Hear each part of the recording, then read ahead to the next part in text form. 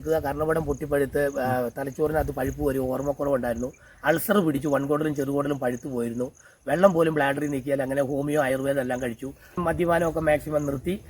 അതോടുകൂടിയാണ് വിവാഹം കഴിഞ്ഞത്. അതിനുശേഷമാണ് പിന്നെ എനിക്ക് കിഡ്നിക്ക് കംപ്ലയിൻറ്റ് വന്ന് ഞാൻ സ്കാൻ ചെയ്തപ്പോഴാണ് അറിഞ്ഞ് എൻ്റെ ഒരു കിഡ്നിക്ക് കംപ്ലയിൻറ്റ് ഉണ്ടെന്ന് അറിഞ്ഞു. അങ്ങനെ ഒരു വർഷത്തോളം മരുന്ന് കഴിച്ച് നോർമലാക്കാൻ പറഞ്ഞു. അങ്ങനെ ആ വർഷമാണ് രക്ഷിക്കപ്പെടാനും സ്നാനപ്പെടാനും ദൈവം ഭാഗ്യം നൽകി. അങ്ങനെ ഒരു വർഷം കഴിഞ്ഞപ്പോൾ ഒരു പ്രവാചകി വന്ന് ഒരു ഉപവാസ പ്രാർത്ഥനയ്ക്ക് വേറൊരു സഹോദരന് വേണ്ടി പ്രാർത്ഥിക്കാൻ വന്നാണ്. അദ്ദേഹം അന്ന് ആ സമയത്ത് അവിടെ ഇല്ലാതുകൊണ്ട് എനിക്ക് വേണ്ടി പ്രാർത്ഥിക്കാൻ ഒരു ആൽപ്പപ്രായം തോന്നി. ഞാൻ ഗ്ലാസ് വെള്ളം കൊണ്ട് ഈ അമ്മാമ്മയുടെ കൊടുത്തു. അമ്മാമ്മ അത് പ്രാർത്ഥിച്ച് എൻ്റെ തന്നു. അന്ന് ഞാൻ ഒരു 4 മണിക്കൂറോളം ഛർദ്ദിച്ച് ഒമറ്റ് ചെയ്തു. ഈ വയറ് വല്ലാത്ത അവസ്ഥയിലായിരുന്നു, ഗർഭിണികളെ പോലെയായിരുന്നു. അത് ഒമറ്റ് ചെയ്ത് 8:30 മുതൽ 12 വരെ ഒമറ്റ് ചെയ്ത് പോയി. അന്ന് എനിക്ക് മദ്യപാനം പുകവലി നിർത്തി. പിന്നീട് ഇന്ന് വരെ എനിക്ക് മദ്യപാനത്തെക്കുറിച്ചോ പുകവലിയെക്കുറിച്ച് തോന്നിയിട്ടില്ല. 25 വർഷം കഴിഞ്ഞു ആ സംഭവം കഴിഞ്ഞ ശേഷം. അങ്ങനെയാണ് എനിക്ക് ദൈവത്തിലേക്ക് കൂടുതൽ അടുക്കുവാൻ ഒരു അവസരം തരുന്നത്. അപ്പോൾ ദൈവത്തിന്റെ അതിപരിശുദ്ധമായ നാമം വാഴ്ത്തപ്പെടുമാറാകട്ടെ. കർത്താവിൽ പ്രിയ സഹോദരീ സഹോദരന്മാരെ, എല്ലാവർക്കും വേഗം വരുന്നവനായ കർത്താവായ യേശുക്രിസ്തുവിന്റെ നാമത്തിലുള്ള സ്നേഹവന്ദനം. ഞാനിപ്പോൾ തൃശ്ശൂർ ജില്ലയിൽ പൂമല എന്നൊരു സ്ഥലത്താണ്. അവിടെ ഒരു കർത്താവിൻ്റെ ദാസനെ പരിചയപ്പെടുത്താൻ ആഗ്രഹിക്കുകയാണ്.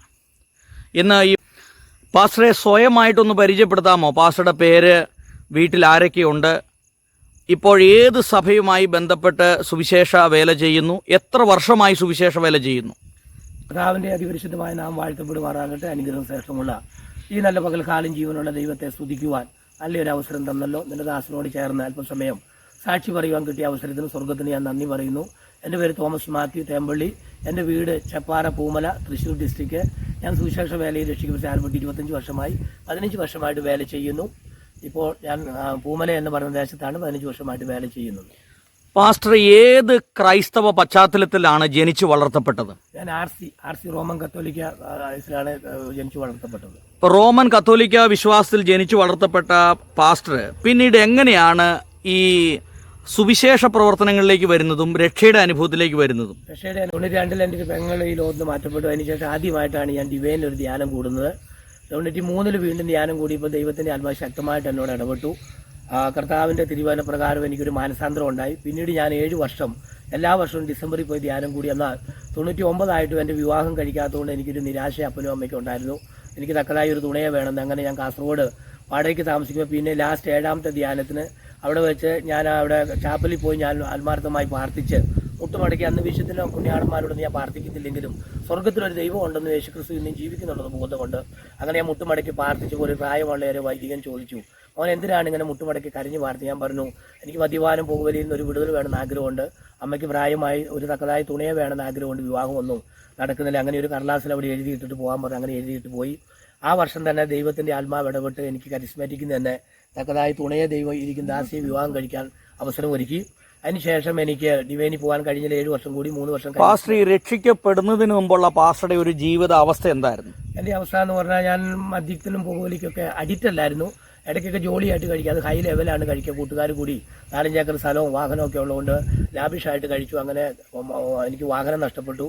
എൻ്റെ സ്വന്തം സ്ഥലം പോയി, തറവാട് പോയി. അങ്ങനെ ഞാൻ ഒറ്റപ്പെട്ടവനെ പോലെ ഇവിടുന്ന് കാസർഗോഡ് നാട് വിട്ടു പോകേണ്ടി വന്നു. അങ്ങനെ വീണ്ടും ധ്യാനം കൂടി. ഇടയ്ക്ക് മദ്യം കഴിക്കുമ്പോൾ ഒരു 2-4 ദിവസം അടുപ്പിച്ചങ്ങ് കഴിക്കും, പിന്നെ കഴിക്കത്തില്ല. അതൊരു വലിയൊരു എമൗണ്ട് അതിലങ്ങ് പോകും. അങ്ങനെ അതിൽ നിന്നൊരു മോക്ഷപ്രാപ്തി വേണമെന്ന് വലിയ ആഗ്രഹമുണ്ട്. പരുമലപ്പള്ളി ഡിവൈനിലൊക്കെ ഞാൻ പോയി, വണർകാട് പള്ളി പോയി, എന്നിട്ടൊന്നും വിടുതലില്ല. അങ്ങനെ 2000 എനിക്ക് രക്ഷിക്കപ്പെടുവാനും സ്നാനപ്പെടുവാനും അവസരം ഒരുക്കി. 2001 രക്ഷിക്കപ്പെടാനുള്ളൊരു മുഖാന്തരം എന്താണ്? എങ്ങനെയാണ് പാസ്റ്റർ രക്ഷയിലേക്ക് വന്ന? ഏതെങ്കിലും പാസ്റ്റർമാർ വന്ന് പറയുകയാണോ ചെയ്തത്? എന്താണ് അതിന്റെ ഒരു പശ്ചാത്തലം? എന്താണ് ഒരു സൊല്യൂഷൻ എന്ന് പറഞ്ഞാൽ? എനിക്ക് ദർശനം. അങ്ങനെ ഞാൻ ആദ്യമായിട്ട് ദൈവത്തിലേക്ക് വിശ്വാസം വർദ്ധിക്കാൻ കാരണം ഞാൻ ദർശനം കാണുമായിരുന്നു. ആ കാണുന്ന ദർശനങ്ങളെല്ലാം ആ ദിവസങ്ങളിൽ സംഭവിക്കും. അങ്ങനെ ഡിവൈനി വെച്ച് അച്ഛന്മാരൊക്കെ ചോദിച്ചു, അത് ബ്രദർ മദ്യം കഴിക്കുന്നതുകൊണ്ടാണ് അങ്ങനെ കണ്ടമാനം പ്രാർത്ഥിക്കേണ്ടെന്ന് തോന്നി. പക്ഷേ പിന്നീട് എനിക്ക് മനസ്സിലായി അതല്ല, എൻ്റെ ജീവിതത്തിൽ എന്തോ ദൈവത്തിൻ്റെ ഒരു ദൈവിക സ്പർശനം ഉണ്ടത്. അങ്ങനെ 2000 ഒരു IPCയിലെ രാജൻ പാസ്റ്റർ എന്ന് പറഞ്ഞ സുവിശേഷങ്ങൾ പറയാൻ വേണ്ടി എൻ്റെ വീടിൻ്റെ ക്വാർട്ടേഴ്സിന് തൊട്ടടുത്ത് ഉള്ള രാജൻ സഹോദരനെ അന്വേഷിച്ചു വന്നു. അദ്ദേഹം അവിടെ ഇല്ല. അപ്പോൾ ഒരു പാസ്റ്ററാണ്, എന്നാൽ കടന്നു അല്പസമയം സുവിശേഷം കേൾക്കാൻ ആഗ്രഹമുണ്ടെന്ന് പറഞ്ഞു. അങ്ങനെ അദ്ദേഹമാണ് സുവിശേഷത്തെക്കുറിച്ച് ആദ്യമായിട്ട് പെന്തിക്കോസ്തിലെ അനുഭവം എനിക്ക് പറയുന്നത്. അതിനുശേഷം ആ വർഷം തന്നെ എനിക്ക് രക്ഷിക്കപ്പെടുവാനും സ്നാനപ്പെടാനും 2001 കൃപ നൽകി. 2000 വിവാഹം കഴിഞ്ഞു. ആ ഒരു ബ്രദറൻ ഒരു സ്വതന്ത്ര ചർച്ചിലാണ് ഞാൻ കൂട്ടായ്മ കൂടിയത്. അവിടുത്തെ ദൈവദാസൻ പട്ടാളക്കാരനാണ് ബെന്നിപ്പാസ്, ഭയങ്കര ദൈവത്തിന്റെ കൃപാവരമുള്ളതാണ്. ആന്റിക്ക് ദർശനമുണ്ട്. എന്റെ രോഗാവസ്ഥകളെല്ലാം ആന്റി ആ ദർശനത്തിലൂടെ വ്യക്തമായി. പാസ്റ്റർക്ക് എന്തായിരുന്നു അസുഖങ്ങൾ? എന്തൊക്കെയായിരുന്നു? എനിക്ക് തലച്ചോറ് പഴുക്കുക, കർണപടം പൊട്ടിപ്പഴുത്ത്, തലച്ചോറിനകത്ത് പഴുപ്പ് വരും, ഓർമ്മക്കുറവുണ്ടായിരുന്നു, അൾസർ പിടിച്ചു, വൻകുടലും ചെറുകുടലും പഴുത്തു പോയിരുന്നു, വെള്ളം പോലും ബ്ലാഡറിൽ നിൽക്കിയാൽ. അങ്ങനെ ഹോമിയോ ആയുർവേദം എല്ലാം കഴിച്ചു. വിവാഹത്തിന് മുമ്പാണോ വിവാഹത്തിന് ശേഷം? വിവാഹത്തിന് മുമ്പ് 99 ആ രോഗം വരുന്നത്.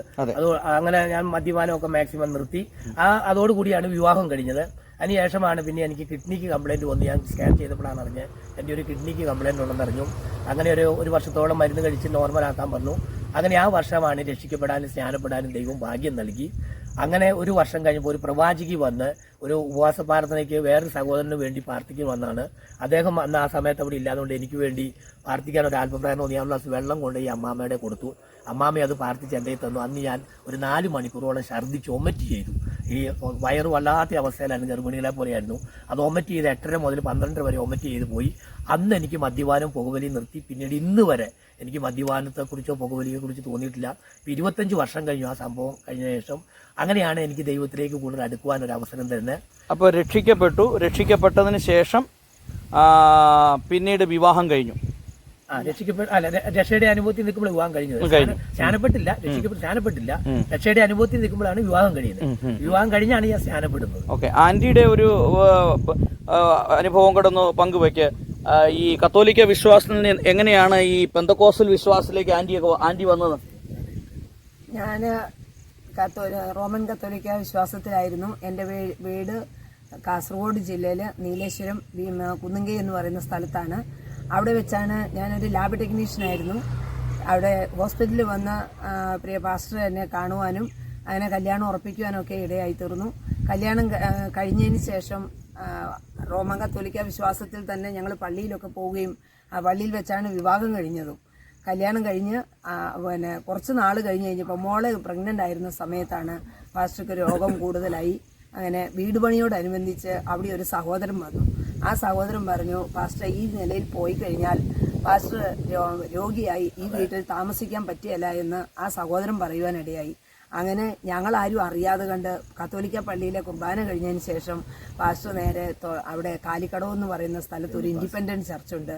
ആ ചർച്ചിൽ പോയി ആരാധന കൂടി വരും. അങ്ങനെ അത് കുറേ കാലം അങ്ങനെ നിരന്തരമായി മുമ്പോട്ട് പോയിക്കൊണ്ടിരുന്നു. ഒരു ദിവസം അവിടെ ഒരു ഉപവാസ പ്രാർത്ഥന നടക്കുകയായിരുന്നു. ആ സമയത്ത് പാസ്റ്റർ അവിടുത്തെ ഉപവാസ പ്രാർത്ഥനയിൽ വീട്ടിൽ പറയാതെ ആ ഉപവാസ പ്രാർത്ഥനയിൽ പോയി പങ്കുചേർന്നു. ഒരു 3 ദിവസം കഴിഞ്ഞിട്ട് ആളെ കാണാതെ ആയപ്പോൾ വീട്ടിൽ കിടന്ന് ആളെ കാണാനില്ലെന്നും പറഞ്ഞ് ഭയങ്കര പ്രശ്നമായി. അങ്ങനെ ആ പ്രശ്നം നിമിത്തം ഞാൻ കിടന്ന് കരഞ്ഞു കൂവി നിലവിളിച്ചു. അങ്ങനെ എൻ്റെ ആങ്ങളെയും ഫാദർ ലോയും കൂടെ പോയി ചർച്ച് കണ്ടുപിടിച്ച്, അപ്പോൾ വേറെ പള്ളിയിലെ കപ്പിയാർക്ക് ഒരു ഫോൺ വന്നു, ഇന്ന പോലെ സാംകുട്ടി മാത്യു ഇന്ന പെന്തക്കോസ്ത ചർച്ചിൽ അവിടെ പ്രാർത്ഥനയിൽ ഇരിക്കുന്നുണ്ടെന്നും പറഞ്ഞുകൊണ്ട് അവിടുന്ന് ഒരു പരിഹാസ രീതിയിൽ ഒരു ഫോൺ കോൾ വന്നു. അങ്ങനെ ആ ഫോൺ കോൾ കേട്ടുകൊണ്ട് ചാച്ചനും എൻ്റെ ആങ്ങളെയും കൂടെ അങ്ങോട്ട് പോയി. അവിടെ ചെല്ലുമ്പോൾ ആള് ചർച്ചിലിരുന്ന് ഛർദ്ദിച്ചുകൊണ്ടിരിക്കുന്ന ഭാഗമാണ് ഇവർ കാണുന്നത്. ഛർദ്ദിച്ചതായാലും തീരുന്ന സമയത്താണ് ഇവർ വന്ന് വാതിലിന് മുട്ടുന്നത്. അങ്ങനെ അവര് അകത്ത് കയറിയപ്പോൾ ഇവിടെ കുഴപ്പമൊന്നുമില്ല എന്നും പറഞ്ഞുകൊണ്ട് അവരെ രണ്ടുപേരെയും തിരിച്ചു പറഞ്ഞു വിട്ടു. അപ്പോൾ ഞാൻ ശരിക്കും പറഞ്ഞെന്നാൽ ഞങ്ങൾ ജീവിക്കാൻ ഒരു മാർഗ്ഗമില്ലാത്ത ഒരവസ്ഥയിലായിരുന്നു. ഞാൻ ഈ വീടുകളിൽ കൂടെ ഉണ്ണിയപ്പം അങ്ങനെയൊക്കെയുള്ള പലഹാരങ്ങൾ ഉണ്ടാക്കി വീടുകളിൽ കൂടെ കൊണ്ടേ കൊടുക്കും. ആ സമയത്ത് പാസ്റ്റർ രോഗിയായിട്ട് വീട്ടിൽ നിന്ന് പുറത്തിറങ്ങിയല്ല, വീട്ടിൽ തന്നെ ഇരിക്കുന്ന ഒരു സമയമായിരുന്നു.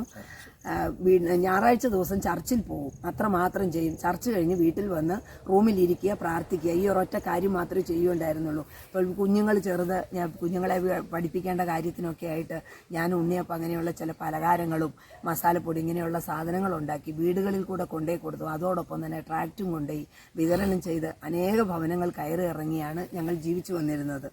പാസ്റ്ററുടെ ഈ രോഗത്തെക്കുറിച്ച് ഒന്നുകൂടെ പറയാവോ? ആ രോഗത്തിന്റെ തീവ്രതയെക്കുറിച്ച്. എനിക്ക് രോഗം കർണപടം പൊട്ടി തലച്ചോറ് പഴുക്കുകയായിരുന്നു. തലച്ചോറിനകത്ത് കർണപടം പൊട്ടി സ്കാൻ ചെയ്ത് ഓപ്പറേഷൻ വേണമെന്നാണ് പറഞ്ഞത്. അന്നേരം എനിക്ക് സാമ്പത്തികമില്ല. വൈഫ് ഗർഭിണിയാണ്. വീട് പണിയോടുള്ള ബന്ധത്തിൽ തറ പണിത് കിടക്കുകയാണ് ഇവളുടെ ശ്രീധരൻ തന്ന സ്ഥലത്ത് കാസർഗോഡ് ചിറ്റാരിക്കല്. അപ്പോൾ പിന്നെ ഞാൻ വിശ്വാസത്താൽ അങ്ങ് വന്നു, ദൈവത്തിൽ ഉപസിച്ച് പ്രാർത്ഥിച്ചു. എൻ്റെ ദൈവം എന്നെ വിടുവിക്കുന്നുള്ള പൂർണ്ണ ബോധ്യത്തോടു കൂടി ഞാൻ 21/7 രാത്രി വരെ പോയി ഉപസിച്ച് പ്രാർത്ഥിച്ചു. അങ്ങനെ രോഗത്തിന് ചെറിയൊരു ശമനം വന്നു. കർണപടം പൊട്ടി 4 വർഷത്തോളം ചെവിയിൽ നിന്ന് പഴുപ്പ് വരും. പിന്നെ അൾസർ ഉണ്ടായിരുന്നു. പിന്നെ ഒരു കിഡ്നിക്ക് കംപ്ലൈന്റ് ഉണ്ടായിരുന്നു. ദൈവകൃപയാ 2004 അത് നോർമലായി. 2007 പൂർണ്ണമായിട്ട് അല്ല, അത് എങ്ങനെയാണ് സൗഖ്യം എങ്ങനെയാണ് പ്രാപിച്ചത്? ഞാൻ പ്രാപിച്ചത് അവിടെ ഉപവാസ പ്രാർത്ഥനകൾക്ക് ഞാൻ പോയി വൈകുന്നവരെ ഇരിക്കും. 7, 8, 20 ഒക്കെ ദിവസം വൈകുന്നവരെ നൈറ്റ് വരെ ഇരിക്കും. അപ്പൊ പല ദൈവദാസന്മാരും വന്ന് കൃപയുള്ളവർ എന്റെ തലയിൽ കൈവച്ച് പ്രാർത്ഥിക്കുകയും ആലോചന പറയുകയും ഞാനത് വിശ്വസിക്കുകയും ദൈവത്തിലേക്ക് കൂടുതൽ അടിക്കുകയും അങ്ങനെ ദൈവം എനിക്ക് അത്ഭുതത്താൽ എനിക്ക് മെറുക്കള് ട്രീറ്റ്മെന്റ് ഇല്ലാണ്ട് ദൈവം എന്നെ വിടുവിച്ചു. അപ്പോൾ അങ്ങനെ ഈ രോഗസൗഖ്യമൊക്കെ കിട്ടിയതിന് ശേഷം പിന്നീട് ഒരു സുവിശേഷകനായി തീരണം എന്നുള്ള ഒരു താല്പര്യം തോന്നാനുള്ള കാരണം എന്താണ്? അത് അനേക ദൈവദാസന്മാർ പ്രാർത്ഥനയ്ക്ക് വരുമ്പോൾ, പ്രത്യേകിച്ച് പ്രവാചകന്മാർ വരുമ്പോൾ ആദ്യത്തെ ആലോചന എന്നോടാണ് പറയുക, ബ്രദറിന്റെ പേരെന്താണ്, ബ്രദറിന് ദൈവവേലയ്ക്ക് വിളിയുണ്ട്, നിയോഗമുണ്ട്, ദർശനങ്ങളൊക്കെ ഉള്ള ആളാണ്, അപ്പസ്തോലികമായ ശുശ്രൂഷയ്ക്ക് നിയോഗമുണ്ട്, വേലയ്ക്ക് വേണ്ടി സമർപ്പിക്കണമെന്ന് പറഞ്ഞു. അപ്പോൾ ഞാൻ തലകുലുക്കി ഇങ്ങനെ പറയും, ഉള്ളിൽ ആഗ്രഹം ഉണ്ടെങ്കിലും അന്നത്തെ സാഹചര്യം പറ്റത്തില്ലായിരുന്നു. 2007 വീണ്ടും എന്നെ വേർതിരിക്കപ്പെട്ടു. 2009 എൻ്റെ സഭ, മാതൃസഭ അവർ അനുഗ്രഹിച്ച് ബ്ലെസ് ചെയ്തെന്നെ എൻ്റെ ദേശത്തേക്ക് പൂമലയിലേക്ക് എന്നെ പറഞ്ഞു വിട്ടു. ഇപ്പോൾ ഞാൻ 15 വർഷമായിട്ട് വേല ചെയ്യുന്നു. അപ്പം തന്നെ എൻ്റെ ഉപജീവന മാർഗത്തിനുള്ള പൗലോസിനെ പോലെ ചെറിയ തൊഴിലും ചെയ്ത് നല്ലൊരു സുവിശേഷകനായി ജീവിക്കുന്നു. എന്തൊക്കെ തൊഴിലാണ് പാസ്റ്റർ ചെയ്യുന്നത്? എനിക്ക് പാരമ്പര്യമായിട്ടുള്ള തൊഴിലെന്ന് പറഞ്ഞാൽ 30 വർഷമായിട്ട് അപ്പോൾസറി കുഷ്യൻ വർക്കാണ്. സെറ്റികളുടെയൊക്കെ റിപ്പയർ വർക്ക്, സെറ്റി ബെഡൊക്കെ റിപ്പയർ ചെയ്ത് കൊണ്ടുപോയി കൊടുക്കുക.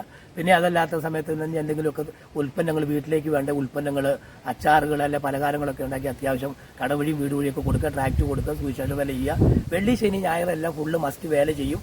ബാക്കിയുള്ള 2-4 ദിവസം ഞാൻ തൊഴിലൂടെ ചെയ്താണ് ഇതുവരെ ജീവിക്കുന്നത്. എനിക്ക് ആരുടെയും പാസ്റ്ററുടെ രോഗത്തിൽ നിന്ന് എങ്ങനെയാണ് പാസ്റ്റർക്ക് സൗഖ്യം ലഭിച്ചത്?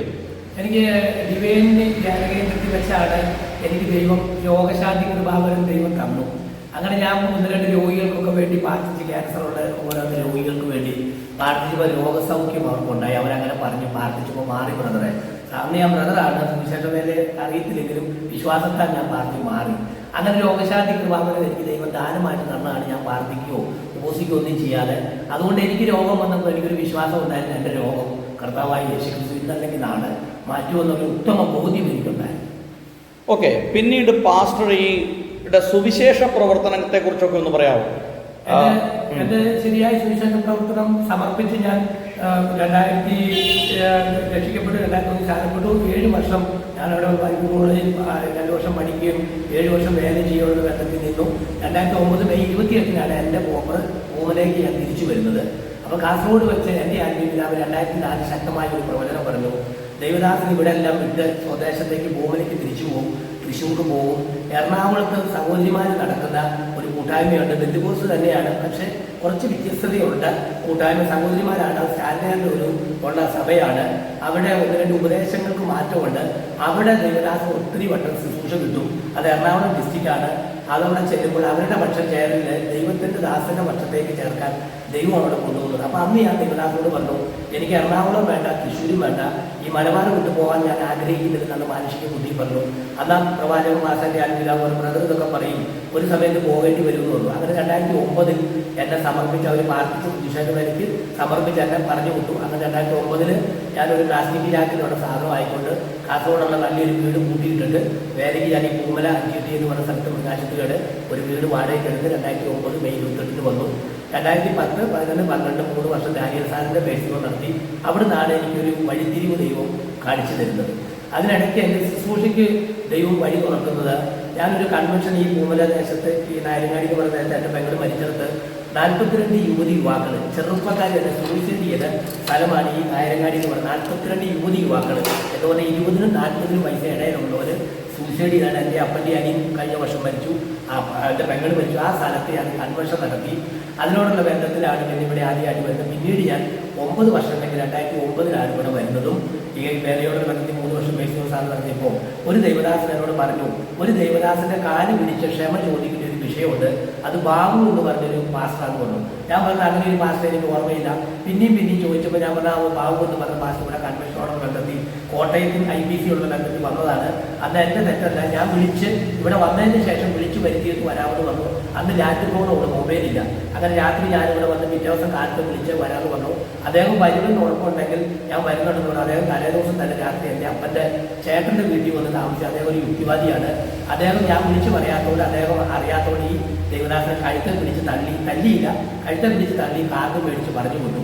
ഞാൻ രാത്രി വെളുപ്പിനെ വന്നപ്പോൾ പറഞ്ഞു, ഇങ്ങനെ ഒരാൾ നീ പറഞ്ഞു, ഞാൻ പറഞ്ഞു വിട്ടതാണോ, അതാ എന്നോട് പറയട്ടെ, എനിക്കറിയാമല്ലോ പറഞ്ഞു വിട്ടെന്ന് പറഞ്ഞു. അങ്ങനെ ആ ഒരു വിഷമത്തിന് പിന്നെ 9 വർഷം കഴിഞ്ഞ് ഇദ്ദേഹത്തെ ഫോണിൽ കൂടെ വിളിച്ചപ്പോൾ ഈ മധ്യസ്ഥൻ തന്നെ അമ്മാമ്മ പറഞ്ഞാൽ സാരയില്ല, പോയി വിഷയങ്ങളൊക്കെ ഇല്ല, കുഴപ്പമില്ല, അദ്ദേഹം മറന്നെന്ന് പറഞ്ഞു. അങ്ങനെ ഞാൻ അദ്ദേഹത്തോട് അന്ന് ക്ഷമ ചോദിച്ചു. പക്ഷേ ഒരു പ്രവാചകൻ പറഞ്ഞ അദ്ദേഹത്തെ നേരിൽ കണ്ട് ഒരിക്കൽ കാല് പിടിച്ച് ക്ഷമ ചോദിക്കണം. ഞാനത് 6-7 വർഷം മോശപ്പാടിന്റെ ദൈവത്തോട് പറഞ്ഞു. അങ്ങനെ എനിക്ക് വഴികളൊന്നും തുറക്കുന്നില്ല, ആത്മീയമായിട്ട് ഭൗതിക വഴികൾ. അങ്ങനെ ഒരു ദൈവദാസൻ ശക്തമായ പേര് പറഞ്ഞു, അദ്ദേഹത്തെ നേരിൽ പോയി കണ്ട് കാല് പിടിക്കുന്നു. അങ്ങനെ ഞാൻ ഒരു 300 ഒരു പ്രദർശനസഭയിലെ സഹോദരനോട് വിശ്വാസത്ത കടം മേടിച്ച് ഞാനും കുടുംബവും അപ്പനും അമ്മയും ഒരു ദൈവദാസനോടെ പോയി. കോട്ടയത്ത് മണർകാടാണ്, അവിടെ മാണിപ്പാസെന്ന് ഒരു മാസത്തിന്റെ വീട്ടിലാണ് കിടന്നത്. രാത്രി അദ്ദേഹത്തിന് പരിചയമുള്ള ദൈവദാസനെ വിളിച്ചപ്പോൾ അദ്ദേഹം ചാലക്കുടിയിൽ നിന്ന് കിണറ് കുത്താൻ വേണ്ടി വന്നു. അങ്ങനെ പിറ്റേ ദിവസം കാലത്ത് അദ്ദേഹത്തിന്റെ വീട്ടിൽ ചെന്നു. സംസാരിച്ചുകൊണ്ട് ഇപ്പോൾ ദൈവാത്മ പറഞ്ഞ പോലെ തന്നെ പെട്ടെന്ന് ഞാൻ വീണ്ടും കാലം പിടിച്ചു ക്ഷമ ചോദിച്ചു. അങ്ങനെ അദ്ദേഹം അവിടെ എനിക്ക് സോറിയൊക്കെ പറഞ്ഞ് ചായയൊക്കെ മേടിച്ചു തന്ന് ഒരു 100 രൂപ വണ്ടിക്കൂലി കൊടുത്തു. അങ്ങനെ ഞാൻ തിരിച്ചു വന്നു. ആ ആഴ്ച എനിക്ക് ശുശ്രൂഷയ്ക്കുള്ള വഴിയും അതുപോലെ തന്നെ ഭൗതിക വഴി എന്ന് പറഞ്ഞാൽ അപ്പനെ കെട്ടിടത്തിൻ്റെയൊക്കെ പണിക്കാനിടയ്ക്ക് അപ്പന് കരിങ്കലിൻ്റെ പണി, തറപണിയാനുള്ള പണി, പ്രായമായെങ്കിലും കുടുംബജീവിക്ക് അദ്ദേഹത്തെ പണി കിട്ടും, അല്ലാത്തപ്പോൾ കൃഷിയുടെ വർക്ക് കിട്ടും. അങ്ങനെയാണ് അന്ന് മുതലാണ് എനിക്ക് വഴികൾ തുറന്നു. അന്ന് തുറന്ന വഴി ഇന്ന് വരെ ദൈവം അടച്ചിട്ടില്ല. പാസ്റ്റർ ഏതൊക്കെ പ്രദേശങ്ങളിൽ സുവിശേഷ വേല ചെയ്തിട്ടുണ്ട്? ഞാൻ കാസർഗോഡ് സുവിശേഷ വേല ചെയ്തു, പിന്നെ കണ്ണൂർ ചെയ്തിട്ടുണ്ട്, പിന്നെ ഇപ്പോൾ എറണാകുളത്ത് തൃപ്പൂണിത്തറ, പിന്നെ ഇപ്പോൾ പൂമല, പിന്നെ പല സഭകളിലും പോയിട്ട് ദൈവഹിത പ്രകാരം ചെന്ന് ഈ വളരെയധികം കെട്ടപ്പെട്ട് കിടക്കുന്ന അവസ്ഥകൾ അല്ലെങ്കിൽ മുന്നോട്ട് പോകാൻ കഴിയാതെ ഉപസിച്ചിട്ടും പ്രാർത്ഥിച്ചിട്ടും ഒരു മറുപടി കിട്ടാത്ത വിഷയത്തിൻ്റെ മേൽ ഞാൻ ചെന്ന് പ്രാർത്ഥിച്ച് കറക്റ്റ് ആലോചന, പസ്തോല പ്രവൃത്തി ദൈവദാസന്മാർ പറഞ്ഞു കറക്റ്റ് ആലോചന പറഞ്ഞിട്ടുണ്ട്. ആ ആലോചന അവർക്ക് ഉൾക്കൊള്ളാൻ വിഷമമാണ്. പക്ഷേ ഞാൻ പറയുന്നത് പരിശുദ്ധാത്മാവാണ് പറഞ്ഞ് നിങ്ങൾ എഴുതി വെച്ചു, ഇതാണ് നിങ്ങളുടെ ജീവിതത്തിൽ നിറവേറാൻ പോലെ, നിങ്ങൾക്ക് ട്രാൻസ്ഫർ ഉടനെയുണ്ട്, അല്ലെങ്കിൽ നിങ്ങളുടെ ഭൂമി വിൽക്കത്തില്ല, അല്ലെങ്കിൽ വിവാഹം നടക്കത്തില്ല, അല്ലെങ്കിൽ ഗൾഫിലേക്ക് ഇപ്പോൾ പോകാൻ പറ്റത്തില്ല, അത് ചതിയാണ്, അല്ലെങ്കിൽ അത് പറയുമ്പോൾ ഉൾക്കൊള്ളാൻ പറ്റത്തില്ല, അവർക്കൊരു വിടുതലിന് വേണ്ടിയേ പോണേ. പക്ഷെ ഞാൻ അതിൻ്റെ അവസ്ഥ കറക്റ്റ് പറയും. പക്ഷെ പിന്നീട് അവരുടെ ജീവിതത്തിൽ അതുപോലെ സംഭവിച്ചപ്പോൾ അവരെന്നെ പിന്നീട് അംഗീകരിച്ചിട്ടുണ്ട്, പിന്നെ ചെല്ലുമ്പോൾ എന്നെ അവർ മാനിച്ചിട്ടുണ്ട്. ഓക്കെ, പാസ്റ്റർക്ക് ഏത് രീതിയിലുള്ള ശുശ്രൂഷകളാണ് കർത്താവ് തന്നിട്ടുള്ളത്? അതായത് വരങ്ങൾ, ഇപ്പം നമുക്ക് പല വരങ്ങളുണ്ട്. രോഗശാന്തി വരമുണ്ട്, പ്രവചനവരമുണ്ട്, ഭൂതങ്ങളുടെ മേലുള്ള അധികാരങ്ങളുണ്ട്. ഏത് കൃപാവരത്തിൽ ആശ്രയിച്ചാണ് പാസ്റ്ററുടെ ശുശ്രൂഷ കൂടുതൽ ശോഭിക്കുന്നത്? എനിക്ക് ദൈവഹിതപ്രകാരം ഞാൻ പറഞ്ഞത് ആദ്യമായിട്ട് ഡിവൈനിൽ വെച്ചാണ് എനിക്ക് രോഗശാന്തി ദൈവാത്മാവ് തരുന്നത്. അത് ദാനമായിട്ട് തന്നാൽ ഞാൻ വലിയ കുഴപ്പമില്ല. എങ്കിലും 2-3 പേർക്ക് പ്രാർത്ഥിച്ചപ്പോൾ അത് മാറിയപ്പോൾ എനിക്ക് വിശ്വാസം വർദ്ധിച്ചു. അങ്ങനെ ഞാൻ 2000 രക്ഷിക്കപ്പെട്ടു, 2003 സ്നാനപ്പെട്ടു. 2004 എനിക്ക് അന്യഭാഷ കിട്ടുന്നത്. 2007 എൻ്റെ ശുശ്രൂഷ ഏരിയാവിൻ്റെ ശുശ്രൂഷ തീയുടെ ശുശ്രൂഷയായിരുന്നു. അന്യഭാഷ പാടി ആരാധിക്കും അടുത്തൊന്നും ആർക്കും ഇരിക്കത്തില്ല, അതുപോലെ ദൈവിക സ്പാർക്കിങ്ങ. 2007 ഒരു പ്രവാചകൻ വന്ന് തല കൈവച്ചിട്ട് പറഞ്ഞു, ദൈവദാസന്റെ ശുശ്രൂഷ ദിവസത്തിൽ മാറും, എലീശയുടെ പോലെ ആത്മാവിലുള്ള ശുശ്രൂഷയാന്ന് പറഞ്ഞു. അങ്ങനെ അന്ന് ഞാൻ ഹീലിംഗ് ആയിട്ട് ആദ്യമായിട്ട് ജമ്പ് ചെയ്ത് വീട് 1 മണിക്കൂറോളം കിടന്നു. അന്നാണ് ഞാൻ 4 സ്വർഗത്തോളം പൗലോസിനെ എടുക്കപ്പെട്ടെന്ന് പറഞ്ഞുകൊണ്ട് നരകവും സ്വർഗവും ദൈവസാന്നിധ്യവും ഒക്കെ കണ്ടു. അതിനുശേഷം പിന്നെ ഞാൻ ശക്തമായിട്ട് അന്യഭാഷയൊന്നും പറയണ്ട, കണ്ടമാനം ഞാൻ കാറുകയോ അല്ലെങ്കിൽ കാറി ആരാധിക്കുക ആവശ്യമില്ല. വളരെ ദൈവിക വെളിപ്പാട് പ്രകാരം രോഗശാന്തിയോടുകൂടി കൃപാവരത്തോടുകൂടി 2007 മുതൽ ദൈവകൃപയാൽ എന്ന വേദപുസ്തക സാക്ഷി എല്ലാ അപ്പസ്തോലിക ശുശ്രൂഷയും എല്ലാ ഗിഫ്റ്റും ദൈവം എനിക്ക് ദാനമായി തന്നിട്ടുണ്ട്. ഇപ്പം വ്യാഖ്യാനവരത്തോടുകൂടി 3 ശുശ്രൂഷയോടുകൂടി 3-4 വർഷമായിട്ട് സജീവമായി അന്യഭാഷയിൽ ആരാധിക്കുമ്പോൾ വ്യാഖ്യാനിച്ച് അതെനിക്ക് കൃപ ദൈവം തന്നിട്ടുണ്ട്. ആ ഒരു ശുശ്രൂഷ ഇപ്പോൾ 4-5 വർഷമായിട്ട് ഞാൻ ചെയ്യുന്നു. പാസ്റ്റർ ഈ ദർശനങ്ങൾ കണ്ടെന്ന് പറഞ്ഞല്ലോ, സ്വർഗത്തെക്കുറിച്ചുമൊക്കെ. അപ്പം അത് ഒന്ന് വിവരിക്കാമോ? സ്വർഗത്തെക്കുറിച്ച്, നരകത്തെക്കുറിച്ച് ഒക്കെ പാസ്റ്റർ കണ്ട ദർശനങ്ങൾ, അതുപോലെ ദർശനത്തിലൂടെ പാസ്റ്റർ സ്വർഗത്തിൽ പോയതും അവിടെ കണ്ടതായിട്ടുള്ള കാര്യങ്ങളും അതിനെക്കുറിച്ചൊന്ന് വിവരിച്ച് പറയാമോ? അതെൻ്റെ ജീവിതത്തിൽ ആദ്യമായിട്ട് ഞാൻ പറഞ്ഞല്ലോ, ഡിവിഷനോടുള്ള ബന്ധത്തിൽ ദർശനം കണ്ടു. അങ്ങനെ എൻ്റെ ജീവിതത്തിൽ സംഭവിക്കും. അപ്പം ഞാൻ അന്ന് ബിസിനസ് പരമായിട്ട് പോകുമ്പോൾ ഒരു ലോറി, മോഡൽ ലോറി ഒരു പാടത്ത് മറിഞ്ഞു കിടക്കുന്നതായിട്ട് കാണുക.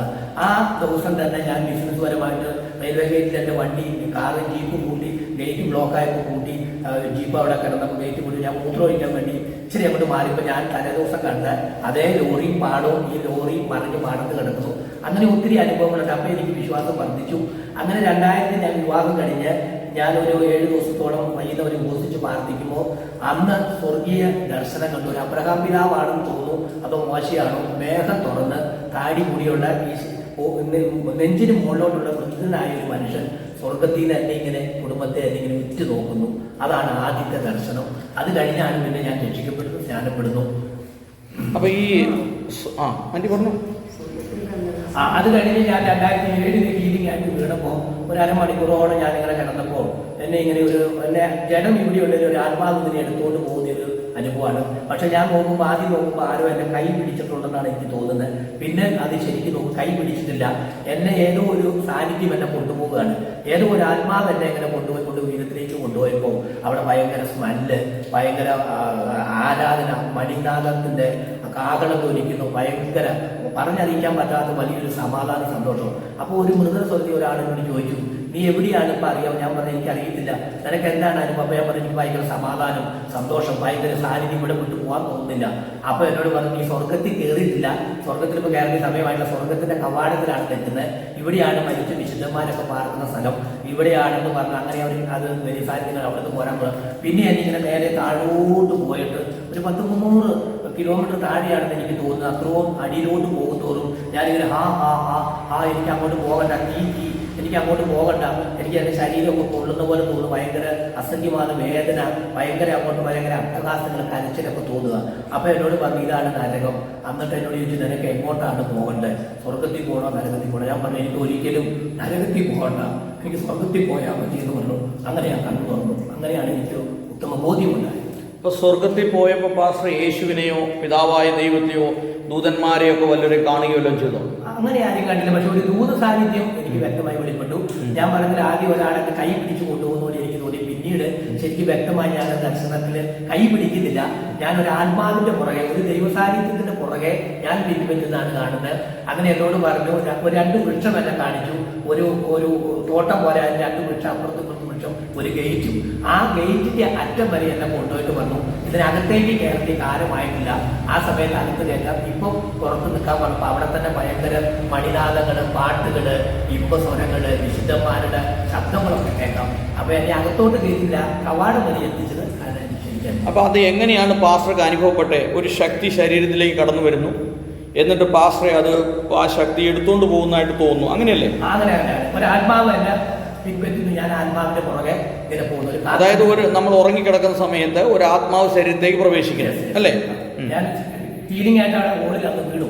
അന്നൊരു ഉപാസന്മാരുടെ 7 ദിവസം ഉപാസന്മാരുടെയാണ്. അതിലൊരു പ്രവാചകൻ വന്ന് പറഞ്ഞ് ഈ സമയത്ത് ശുശ്രൂഷ മാറുമെന്ന്. അപ്പൊ ഞാൻ തീരെ ഭയങ്കര അന്യഭാഷ ആർക്കും എടുക്കത്തില്ല.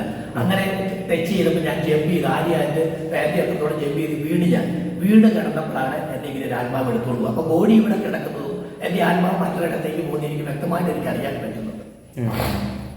ഓക്കെ, അത് എത്ര പ്രാവശ്യം പാസ്റ്റർക്ക് അങ്ങനെ അനുഭവം ഉണ്ടായിട്ടുണ്ട്? അത് അങ്ങനെ അനുഭവം ഒറ്റവട്ടമുണ്ടായിരുന്നു, ഒരു പ്രാവശ്യം. അപ്പം പിന്നീട് ആ അനുഭവം ഉണ്ടായതിനു ശേഷം പാസ്റ്റർക്ക് എന്താണ് അതിനെക്കുറിച്ച് തോന്നിയത്? അത് എന്തായിരിക്കും? എനിക്ക് നിത്യജീവനെക്കുറിച്ച്, നിത്യതയെക്കുറിച്ച് ഉത്തമ ബോധ്യമായി. എന്ത് കഷ്ടം ചെയ്ത് മരണശേഷം ഒരു നിത്യതയിലേക്ക് പ്രവേശിക്കണം. കർത്താവ് പറഞ്ഞല്ലോ, ഞാൻ തന്നെ വഴി, സത്യം, ജീവനും ഞാൻ തന്നെ പുനരുദ്ധാനം, എന്നിൽ വിശ്വസിക്കുന്നവൻ മരിച്ചാലും ജീവിക്കുമെന്നുള്ള ഉത്തമ ബോധം എനിക്കുണ്ടായി. ഈ ലോകത്തൊന്നും വേണ്ട, എന്ത് കഷ്ടപ്പാടുണ്ടായാലും പ്രയാസമുണ്ടായാലും മരണശേഷം നിത്യതയിലേക്ക് പോകണമെന്നൊരു വലിയ ആഗ്രഹം എന്നെ പിൻപറ്റാം. ഓക്കെ, അങ്ങനെ ആ ഒരു ആത്മാവിൻ്റെ സാന്നിധ്യം പാസ്റ്റർക്ക് ഉണ്ടായതിനു ശേഷം പിന്നീട് ഏതൊക്കെ മേഖലകളിലാണ് പാസ്റ്ററുടെ ശുശ്രൂഷ രംഗത്ത് പ്രവർത്തിച്ചത്? അതിനുശേഷം ഒരു 3 വർഷത്തോടെ കഴിഞ്ഞ് 2005-4 ഈ സംഭവം. 2007 സമർപ്പിച്ചു. 2009 ഞാൻ വേലയ്ക്ക് ഇവിടെ പൂമല വന്നു. 2016 മുതൽ ദൈവം എന്നെ എല്ലാ ശുശ്രൂഷകളും, അപ്പസ്തോലിക ശുശ്രൂഷ, വ്യാഖ്യാനം, പ്രവചനം, എല്ലാ ശുശ്രൂഷയ്ക്കും ദൈവം 5-6 വർഷമായിട്ട് പ്രയോജനപ്പെടുത്തുന്നുണ്ട്. പിന്നെ എൻ്റെ ജീവിതത്തിലുണ്ടായ 1-2 പ്രവചനം എന്ന് പറഞ്ഞാൽ നമ്മുടെ പട്ടാള ക്യാമ്പ് 2010 നമ്മുടെ കാശ്മീരിലുള്ള ലേയിലുള്ള പട്ടാള ക്യാമ്പ് ഒലിച്ചു പോയി. 350 പേരോളം പട്ടാള ക്യാമ്പ് ഒരു ഹെലികോപ്റ്ററടക്കം ഒളിച്ചു പോയി. ഇന്ന് ഓർക്കുന്നു, 2010 അത് ഞാൻ തലേദിവസം ഉപാസന്മാരുടെ ഒരു തിങ്കളാത്തോട് പറഞ്ഞു, ഇങ്ങനെ ലേയ കാശ്മീരിലും. അപ്പോൾ അദ്ദേഹം പറഞ്ഞു കാശ്മീരിലാണ് ലേയ എന്ന് പറഞ്ഞു. അവിടെ ഒരു പട്ടാള ക്യാമ്പ്. പിന്നെ റഷ്യയിൽ 2012 വെള്ളപ്പൊക്കം, അത് തലേദിവസം വ്യക്തമായി പറഞ്ഞു. റഷ്യയിൽ ഒരു വെള്ളപ്പൊക്കം, അത് 3:30 തുടങ്ങിയ മഴ. 2012 ഇപ്പോഴും അറിയാൻ പറ്റുന്നത് 3:30 മഴ തുടങ്ങിയ മഴ 1 മണിക്കൂർ കൊണ്ട് ഒരു 300 വർഷം പെയ്യേണ്ടിയ 300 വർഷങ്ങൾക്ക് മുമ്പ് പെയ്ത പേമാരിയാണ് പെയ്ത് 3-4 ഗ്രാമങ്ങളും പട്ടണങ്ങളും ഒലിപ്പിച്ചു പോയി. പിന്നെ 2 മാസം മുമ്പ് ഹംഗറി 5 യൂറോപ്യൻ രാഷ്ട്രങ്ങളെ ദൈവം സന്ദർശിക്കുന്നു. അവിടെ ഞാൻ പിറ്റേ ദിവസം പത്രം എടുത്തു വായിച്ചു. യൂറോപ്യൻ രാഷ്ട്രത്തിൽ 5 രാഷ്ട്രങ്ങൾ, ഹംഗറി അടക്കമുള്ള രാജ്യങ്ങളിൽ വെള്ളപ്പൊക്കം ഉണ്ടായി. അങ്ങനെ പിന്നെ സുനാമി ഉണ്ടായത് തിങ്കളാഴ്ച ഉണ്ടാകുന്നു. ഞായറാഴ്ച അന്ന് 2004 ഗോളിൽ വെച്ച് ഞാൻ പറഞ്ഞിങ്ങനെ ഒരു മെഴുകുതിരി കൂട്ടങ്ങൾ ഇങ്ങനെ കടൽപ്പുറത്ത് ഇങ്ങനെ ചാക്ക് കണക്കിന് ഇങ്ങനെ വീഴുന്നു. 25 പൈസയുടെ മെഴുകുതിരിയാണ് അന്നത്തെ. 25 പൈസയുടെ ചെറിയ മെഴുകുതിരികൾ ഇങ്ങനെ നനഞ്ഞ് കിടക്കുന്നു. ഒരു വലിയ മെഴുകുതിരി ഇങ്ങനെ ചെരിഞ്ഞ് കത്തുന്നു. എന്നിട്ട് വന്ന് നിങ്ങൾ ലോകത്തിന് പ്രകാശമാണ് വന്നു. ഈ മെഴുകുതിരി കൂട്ടങ്ങളെ ആത്മാക്കളെന്ന് ഒരു ശബ്ദം കേട്ടു. പിറ്റേ ദിവസമാണ് ഈ സുനാമി ഉണ്ടാകുന്നത്.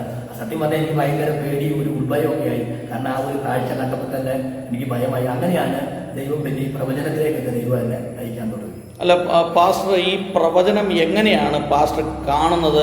ഇങ്ങനെ കണ്ണടച്ചിരിക്കുമ്പോൾ ഒരു സിനിമ കാണുന്ന പോലെ കാണുവാണോ, അതോ ആരെങ്കിലും പറഞ്ഞു തരുവാണോ? എങ്ങനെയാണ് പാസ്റ്റർക്ക് അത് മനസ്സിലാകുന്നത്? എങ്ങനെയാണ്? അല്ല, പ്രവചനം എന്ന് പറഞ്ഞാൽ ഇപ്പോൾ സഭയുടെ ഒരു വ്യക്തിയുടെ ജീവിതത്തിൽ ചെല്ലുമ്പോൾ പാട്ടുപാടി ആരാധിച്ച് അന്യഭാഷയിലേക്ക് വരുമ്പോൾ ദൈവിക വാഗ്ദത്ത പ്രകാരം വചനം എൻ്റെ ചെവിയിലേക്ക് ദൈവം തരും. ഒന്നെങ്കിൽ പത്രോസിനോടുള്ള വിളി, അതല്ലെങ്കിൽ അബ്രഹാമിനെ പോലെയുള്ള വിളിയാണ് നിനക്ക്, നിന്റെ ദൈവം അനുഗ്രഹിക്കുകയോ അല്ലെങ്കിൽ ബ്ലെസ് ചെയ്യുകയോ, അല്ലെ ദൈവത്തിന്റെ വിടുതൽ നിനക്കുണ്ട്, അല്ലെ യാക്കോബിനെ പോലെ നീ ദൈവത്തിന് കരഞ്ഞു പ്രാർത്ഥിച്ച് ആ വചന അടിസ്ഥാനത്തിൽ ഞാൻ പ്രവചിക്കുമ്പോൾ ആ ദൂത് പിറ്റത്തെ ദിവസങ്ങളോ ആഴ്ചകളോ അവർക്കത് വചന അടിസ്ഥാനത്തിലാണ് ഞാൻ പ്രവചിക്കുന്നത്. ഇപ്പൊ യാക്കോബ് ദൈവത്തിന്റെ നിലവിളിച്ചു കരഞ്ഞു പ്രാർത്ഥിച്ചു, യാക്കോബിന് ദർശനം ഉണ്ടായി, കോവിഡി സ്വർഗത്തിലേക്കുള്ള കോവിഡി കണ്ടു. അതുപോലെ ഈ ദിവസങ്ങളിൽ നിനക്കൊരു ദർശനം ദൈവം തരും, വിശ്വാസം വർദ്ധിക്കാൻ എന്ന് പറഞ്ഞ് കൈവച്ചാൽ ആ ദിവസം ആ സഹോദരന് ദർശനം ഉണ്ടാവും. വ്യത്യാസനോട് പറയും, മാസ്റ്റർ പറഞ്ഞ പോലെ തന്നെ എനിക്കൊരു ദർശനം ഉണ്ട്. അപ്പൊ ഞാൻ പറയും, അത് നിന്റെ വിശ്വാസത്തെ വർദ്ധിപ്പിക്കാനാണ്, നിന്റെ വിഷയത്തിന് ദൈവം മറുപടി തരുമെന്നുള്ള ഉത്തമ ബോധം നിനക്ക് വരുത്താൻ വേണ്ടിയിട്ടാണ്, എന്നെ വിശ്വസിപ്പിക്കാനല്ല, നിന്നിൽ ദൈവം ഉണ്ടെന്നും നിന്നെ ദൈവം സ്നേഹിക്കുന്നുണ്ടെന്നും ഉത്തമ ബോധ്യത്തിലാണ്. അപ്പം തന്നെ എൻ്റെയും ശുശ്രൂഷകൾക്ക് ബലം തരാൻ വേണ്ടി എനിക്ക് അതൊരു പ്രയോജനം ഉറപ്പുമായി തീരാണ്. ഈ അടുത്ത നാളുകളിലുണ്ടായ ഈ എയ്റോപ്ലെയിൻ ദുരന്തവുമായി ബന്ധപ്പെട്ട് പാസ്റ്റർ സ്വപ്നം കണ്ടു എന്ന് പറഞ്ഞിരുന്നല്ലോ, അതിനെക്കുറിച്ചൊന്ന് പറയാമോ? അതിപ്പോ എനിക്കൊരു 3-4 ദിവസമായിട്ട് എൻ്റെ ഹൃദയത്തിൽ ഇങ്ങനെ ഒരു ദുരന്തം ഉണ്ടാകുന്ന പോലെ, ഒരു പ്ലെയിൻ ദുരന്തം ഉണ്ടാകുന്ന പോലെ 3-4 വട്ടം 3-4 ദിവസം പിന്നെയും പകലും രാത്രിയൊക്കെ ഇരിക്കും ഇങ്ങനെ ഒരു ഉള്ളിലൊരു ചിന്തയൊരു തോന്നലും വരിക. അപ്പോൾ പുറത്തൊക്കെ എൻ്റെ മക്കളും കൂട്ടുകാരികളൊക്കെ പോകാനൊക്കെ ആഗ്രഹിക്കുന്നു. അപ്പോൾ അങ്ങനെ ഞാനിങ്ങനെ മനസ്സിലായി, ഇവരോട് പറയാനെനിക്കൊരു വിഷമം മനോദുഃഖം ഉണ്ടായി. പക്ഷെ കണ്ടതിൻ്റെ 4-ാം പൊക്കമാണ് ഈ ദുരന്തം ഉണ്ടായത്. അതെനിക്ക് വലിയൊരു പ്രയാസമായി. എനിക്കത് വ്യക്തമായിട്ട് മനസ്സിലാക്കാൻ പറ്റിയില്ലെങ്കിൽ ഒരു ദുരന്തം ഉണ്ടാകുന്നതായിട്ട് എനിക്ക് മനസ്സിലേക്ക് 3-4 ദിവസം ആ ചിന്ത തന്നെ ഇരിക്കുമ്പോൾ വരികയാണ്, ഒരു ദുരന്തം ഉണ്ടാകുന്നു. അപ്പോൾ എറണാകുളം സഭയിൽ ഞാൻ പറഞ്ഞു, എന്തോ വലിയൊരു ദുരന്തം, ഒരു ന്യായവിധി പോലെ, ഒരു തീയുടെ ന്യായവിധി പോലെ എന്നെ കാണിക്കുന്നു എന്നുള്ളൊരു തോന്നൽ എനിക്ക് എൻ്റെ ഉള്ളിൽ വന്നു. 4-ാം പൊക്കമാണ് ഈ ദുരന്തം ഉണ്ടായത്. ഓക്കെ. പിന്നീട് ഈ പാസ്റ്റർ ഈ ഓരോ മീറ്റിങ്ങുകളിൽ പങ്കെടുക്കുമ്പോൾ, അതായത് ഉപവാസ പ്രാർത്ഥന മറ്റു മീറ്റിങ്ങുകളൊക്കെ പങ്കെടുക്കുമ്പോൾ ആളുകൾക്ക് വേണ്ടിയുള്ള ആലോചനകളൊക്കെ പറയുമ്പോൾ പറയാറുണ്ട്. അത് എങ്ങനെയാണ് അതിന്റെ കാര്യങ്ങളൊക്കെ? അത് ചില ഉദാഹരണങ്ങളൊന്ന് പറയാമോ? അതിപ്പോ എന്റെ ജീവിതത്തിൽ ഏറ്റവും വലിയൊരു ദൈവപ്രവൃത്തി ഉദാഹരണം പറയാം. ഇപ്പൊ നമുക്കറിയാം, കുറാഞ്ചേരി ഉണ്ടായ ദുരന്തം 5 കുടുംബങ്ങൾ 21 പേര് മരിച്ചു. ആ ദിവസം വെളുപ്പിന് എൻ്റെ അപ്പൻ വയറുവേദനയായിട്ട് കൃത്യം 5 മണിയാകുമ്പോൾ തലേ ദിവസം എൻ്റെ അപ്പനെയും അമ്മയും മക്കളെയും ഭാര്യയും ഒക്കെ വന്ന് കെട്ടിപ്പിടിക്കുക, ഉമ്മ വെക്കുക, കോളി കിടന്ന് കരയുക, കാറ് കണ്ടൊരു എനിക്കൊരു മരണകരമായ അവസ്ഥ, ഞാൻ മരിച്ചു പോകുന്നു പറയുക. തലേ ദിവസം പിറ്റേ ദിവസം ഉണ്ടാകുന്ന അതേ സമയത്ത് 5 മണി 5:30 തുടങ്ങി കരച്ചിലും നിരക്കിലും ബഹളമായപ്പോൾ എൻ്റെ വൈഫ് പറഞ്ഞു, എന്നാൽ ഗ്യാസിൻ്റെ അസുഖമായിരിക്കും, നമുക്ക് പെട്ടെന്ന് മെഡിക്കൽ കോളേജിലേക്ക് പോകാമെന്ന് പറഞ്ഞു. അങ്ങനെ ഒരു അംബാസഡർ കാറ് പഴയതാണ്, അതിൻ്റെ ഡോറ് കംപ്ലൈൻ്റ്, അത് ഞാൻ പൊക്കി കെട്ടിയിട്ട് കയറിയിട്ട് കെട്ടുക. അപ്പോൾ എനിക്ക് ഇടതുവശത്തൂടെ ഇറങ്ങിയിട്ട് വേണം ഇറങ്ങാൻ. അങ്ങനെ ഞാൻ കുറാഞ്ചേരി എന്ന് പറഞ്ഞ സ്ഥലം, അതാണ് നല്ല റോഡ്, അത്താടി റോഡ് മോശം. കുറാഞ്ചേരിയിലേക്ക് പോകാൻ വേണ്ടി കാർ സ്റ്റാർട്ട് ചെയ്തപ്പോൾ നഹൂം പ്രവചനം, സംഹാരങ്ങൾ കയറി വരുന്നു, കോട്ട കാക്കുക, മരണം എൻ്റെ ചെവിയിൽ മന്ത്രിച്ചപ്പോൾ ഞാൻ പറഞ്ഞു, ഒരു മരണകരമായ അവസ്ഥ കാണുന്നു, 10 മിനിറ്റ് കഴിഞ്ഞ് പോകാം, നീ പ്രാർത്ഥിക്കാൻ പറ്റും. അങ്ങനെ അംബാസഡർ കാറിനകത്ത് കാർ പാർക്ക് ചെയ്ത് പ്രാർത്ഥിച്ച് സ്വോത്രം ചെയ്ത് കൃത്യം 6:10 ഈ ദുരന്തം അവിടെ ഉണ്ടായി. അപ്പം തന്നെ അതിനൊപ്പത്തെ ആൻറ്റി വിളിച്ചു പറഞ്ഞു, ഇങ്ങനെ ഒരു ദുരന്തം ഉണ്ടായതെന്ന് പറഞ്ഞു. ഞാൻ 21 ദിവസം കഴിഞ്ഞാണ് എൻ്റെ വീട്ടിൽ നിന്ന് പോയത്. 21 ദിവസം ഞാനും കുടുംബം വേറെ ദൈവദാസനം പ്രാർത്ഥിച്ചു, ഉപസിച്ചു, ഈ ദേശത്തിന് വേണ്ടി ഇടിവിൽ നിന്നു. 21ാമത്തെ ദിവസമാണ് ഞാൻ ഈ കുറാഞ്ചേരി ദുരന്തം പോയി കാണുന്നത്. അന്ന് ആ ശബ്ദം ഞാൻ കേട്ടില്ലെങ്കിൽ അന്ന് ഞാനും എൻ്റെ വൈഫും അപ്പനും അംബാസഡർ കാറടക്കം ആ ദുരന്തത്തിനകത്ത് പെട്ടുപോയത്. അപ്പം വ്യക്തമായി എൻ്റെ ചെവിയിൽ ദൈവശബ്ദം, ഞാൻ ഭൂപ്രബലം, സംഹാരങ്ങൾ കയറി വരുന്നു, കോട്ട കാത്തുകൊള്ളുക, മരണമുള്ള ശബ്ദം കേട്ടു. ഞാൻ ഡിപ്രഷനായിപ്പോയി, വല്ലാത്ത വയലൻ്റായിപ്പോയി. 10 മിനിറ്റ് സ്വോത്രം ചെയ്തതിന് ശേഷം ഇത് സംഭവിക്കാണ്ട് ഞാൻ പിന്നെ ആ പ്രദേശത്തേക്ക് 21 ദിവസം കഴിഞ്ഞാൽ പോയ എത്രയോ ദിവസം ഞാൻ ദൈവത്തിന് പ്രാർത്ഥനയിരിക്കുന്നു. അത് 2004 കാസർഗോഡ് വെച്ച് എന്നോട് പറഞ്ഞിങ്ങനെ എറണാകുളം സഭയിൽ പോകുന്നത്. അന്ന് ഞാൻ പറഞ്ഞു, എനിക്കങ്ങനെ സമയം വേണ്ട, ഒട്ടും വേണ്ട, ഞാനത് അവോയ്ഡ് ചെയ്തു. ഞാൻ 2009 പൂമല വന്നു. 2010 വരുന്ന 12 രാജസ്ഥാന്റെ പ്രവർത്തനങ്ങളുടെ ബന്ധത്തിൽ ചിത്രസവും നോക്കി. 2011 ഞാൻ ഈ എറണാകുളത്ത് ചർച്ചയ്ക്ക് പോകാൻ ദൈവം അവസരം തന്നു. അങ്ങനെ ആ സഭയിൽ ഞാൻ ചെല്ലുകയും ഒരു കുഞ്ഞിന് വേണ്ടി പ്രാർത്ഥിക്കാൻ വേണ്ടിയിട്ടാണ്. അത് പ്രകാരം പ്രവചന പ്രകാരം രോഗശാന്തിയോടുകൂടി കുഞ്ഞിന് വിടുതലായി. അങ്ങനെ ഞാൻ 2012 പോയി, 3-4 വട്ടം പോയി. പിന്നീട് 7 വർഷത്തേക്ക് ഞാൻ പോയില്ല. അന്ന് ഞാൻ ആ സഭയിൽ ഒരു 3-4 പ്രവചന ദൂത് പറഞ്ഞു. അന്ന് അവർക്ക് ഹൈ ലെവൽ സമ്പത്തുള്ളവരാണ്, അവരെ ഉൾക്കൊണ്ടില്ല.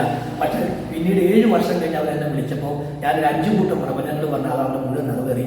ഒന്ന്, അവിടെ നേതൃത്വത്തിൽ വരാൻ പുരുഷൻ ദൈവദാസന്മാരില്ലായിരുന്നു. 7 വർഷം കഴിഞ്ഞപ്പോൾ 5 ദൈവദാസന്മാർ നേതൃത്വത്തിൽ വന്നു. ആ ആന്റിയുടെ ഭർത്താവ് തന്നെ രക്ഷിക്കപ്പെട്ട് സ്നാനപ്പെട്ട് നേതൃത്വത്തിലേക്ക് വന്നു. അവർക്ക് വാഹനം കിട്ടി, 2-3 പേർക്ക് ജോലി കിട്ടി, 2-3 പേർക്ക് അവിടെ വീട് വെച്ചു. മുകളിലൊരു റൂം പണിതു വന്നു, 3 റൂം പണിയുന്നു. ഈ അറ്റത്തെ റൂമിന്റെ മുകളിൽ കറുത്ത ടാങ്ക് കാണുന്നു. ആ റൂമിൽ ഞാൻ വന്ന് വിശ്രമിക്കുന്ന കാണുന്നു പറഞ്ഞു. 7 വർഷം കഴിഞ്ഞപ്പോൾ അങ്ങനെ തന്നെ മുകളിൽ 3 റൂം പണിതു. അതിന്റെ മുകളിൽ കറുത്ത ടാങ്ക്, ആ റൂമിൽ സിംഗിൾ റൂമിൽ ഞാൻ പോയി. പിന്നെ മാസങ്ങളോളം ആഴ്ചകളോളം പാർക്കാൻ കൃപ നൽകി.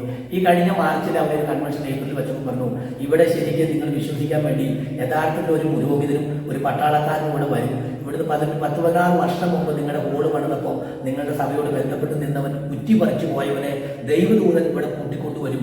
അത് നിങ്ങളുടെ സഭയ്ക്ക് ഒരു ആത്മീയ വർധനമായിരിക്കും. അത് ദൈവത്തിലേക്ക് കൂടുതൽ അടുക്കാൻ വേണ്ടി ദൈവം തരുന്ന ഒരു വഴിയാണ്. നിങ്ങൾ ആരും പ്രാർത്ഥിക്കണ്ട, ദൈവദൂതൻ കൂട്ടിക്കൊണ്ടുവരുന്നു പറഞ്ഞു. ഭയങ്കര അത്ഭുത വണ്ടറായിപ്പോയി. പിറ്റത്തെ മാസം കൺവെൻഷൻ വന്നപ്പോൾ 18 വർഷം മുമ്പ് ആ ഹോള് പണിതപ്പോൾ വേണുവെന്ന് ഒരു സഹോദരൻ അവിടെ കുടിമലിയൊക്കെയായിട്ട് അവന് കൂലി മേടിച്ച് നാട് വിട്ടുപോയതാണ്. 18 വർഷത്തിന് ശേഷം നമ്മുടെ കോട്ടയത്ത് അന്നപ്പുറത്ത് വെച്ച് ഹോസ്പിറ്റലിൽ കിടന്നപ്പോൾ ഈ അമ്മേനെ ദർശനം കണ്ട് അവിടുന്ന് ഡോക്ടറെ അനുവാദം പോലും ഇല്ലാണ്ട് അവിടുന്ന് വന്ന് പിറ്റേ ദിവസം കൺവെൻഷൻ ഇവിടെ വന്നു.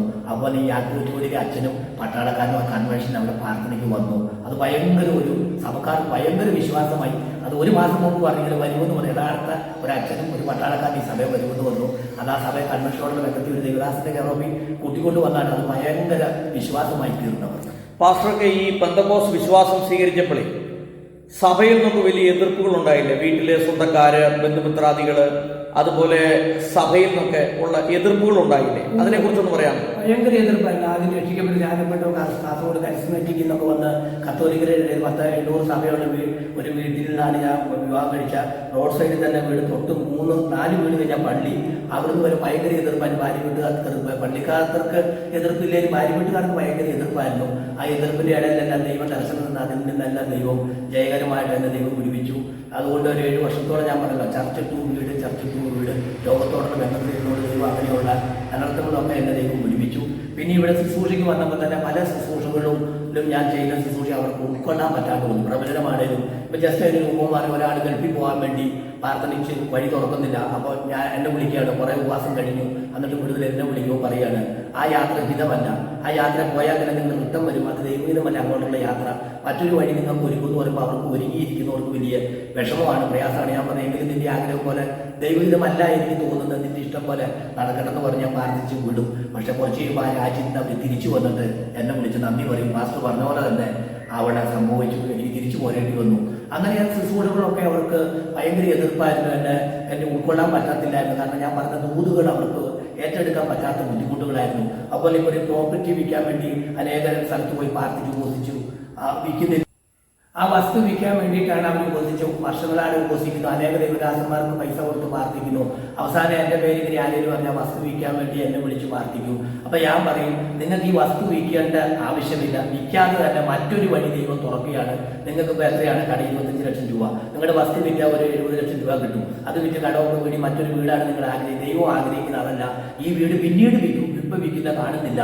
നിങ്ങളെ ആരോ ഹെൽപ്പ് ചെയ്യുന്നു, നിങ്ങളുടെ ആവശ്യത്തിന് ആരോ സഹായിക്കുന്നു എന്ന് പറയുമ്പോൾ അവർക്ക് ഒരിക്കലും അതൊന്നും ഉൾക്കൊള്ളാൻ പറ്റുന്നില്ല. ഞാൻ പറഞ്ഞു, എൻ്റെ ദൈവം വ്യക്തമായി കാണിക്കുന്നു, ഭൂമി പിന്നീട് വിൽക്കും, ഉടനെ വിൽക്കുന്നില്ല. പക്ഷേ എൻ്റെ ഈ കൈവപ്പോടുകൂടി മറ്റൊരു വഴി നിങ്ങൾക്ക് തുറക്കുന്നു പറയുമ്പോൾ അവർക്കത് ഉൾക്കൊള്ളാൻ പറ്റുന്നില്ല. അതുകൊണ്ട് ഞാൻ പറയും, എഴുതി വെച്ചു, ഈ ദിവസം വേറൊരു വഴി തുറക്കുന്നു പറയുമ്പോൾ അങ്ങനെ പറഞ്ഞിട്ട് അത്ഭുതത്ത ദൈവദാസനെ ഞങ്ങളെ ഹെൽപ്പ് ചെയ്യാൻ വേണ്ടി വിൽക്കുമ്പോൾ തന്നാൽ മതി എന്ന് പറഞ്ഞ് 25 ലക്ഷം രൂപ വായ്പ വന്ന് ഞങ്ങളുടെ കടം വീടി എന്ന് പറയുമ്പോൾ എനിക്ക് വലിയ സന്തോഷമുണ്ട്. അപ്പം ഞാൻ പറയാറുണ്ട്, ദൈവം പറഞ്ഞു, ദൈവം പ്രവർത്തിച്ചു. അവർക്ക് ആ വസ്തു വിൽക്കണം, വിറ്റ് കടം വീട്ടണം, മറ്റാരും സഹായിക്കാനില്ല. വർഷങ്ങളായി ഉപസിക്കുന്നു. അനേക ദൈവദാസന്മാർ വന്നു, അവർക്കൊക്കെ പൈസ കൊടുത്തു. പക്ഷെ അവർ വിൽക്കും ആശ്വാസം ഉണ്ടെന്നല്ലാണ്ട് ഒരു പൂർത്തീകരണമില്ല. പക്ഷെ ഞാൻ കറക്റ്റായിട്ട് ചെന്ന് പറയും, ഈ ഭൂമി ഉടനെ വിൽക്കുന്ന കാണത്തില്ല, ഒരു ഉപമയാണ്, വിൽക്കുന്നില്ല. പക്ഷെ ഇത് വിൽക്കാതെ തന്നെ മറ്റൊരു വഴി നിങ്ങൾക്ക് തുറക്കുന്നുവെന്ന് പറയുമ്പോൾ ഉൾക്കൊള്ളാൻ പറ്റത്തില്ല. എങ്കിലും ഒരു നിരാശയോടുകൂടിയാണ് എന്നെ പറഞ്ഞു വിടുന്നത്. കുറച്ച് കഴിയുമ്പോൾ അവർ വിളിച്ചിട്ട് പറയും, പാസ്റ്റർ പറഞ്ഞ പോലെ തന്നെ സംഭവിച്ചു എന്ന് പറയും. അത് എൻ്റെ ജീവിതത്തിൽ ഭയങ്കര ഒരു പ്രചോദനമായി തീർന്നുണ്ട്. ഇന്ന് വരെയും വേദപുസ്തകം എടുത്തിട്ട് ഞാനൊരു കണ്ണപ്രവചനം നടത്തിയിട്ടില്ല.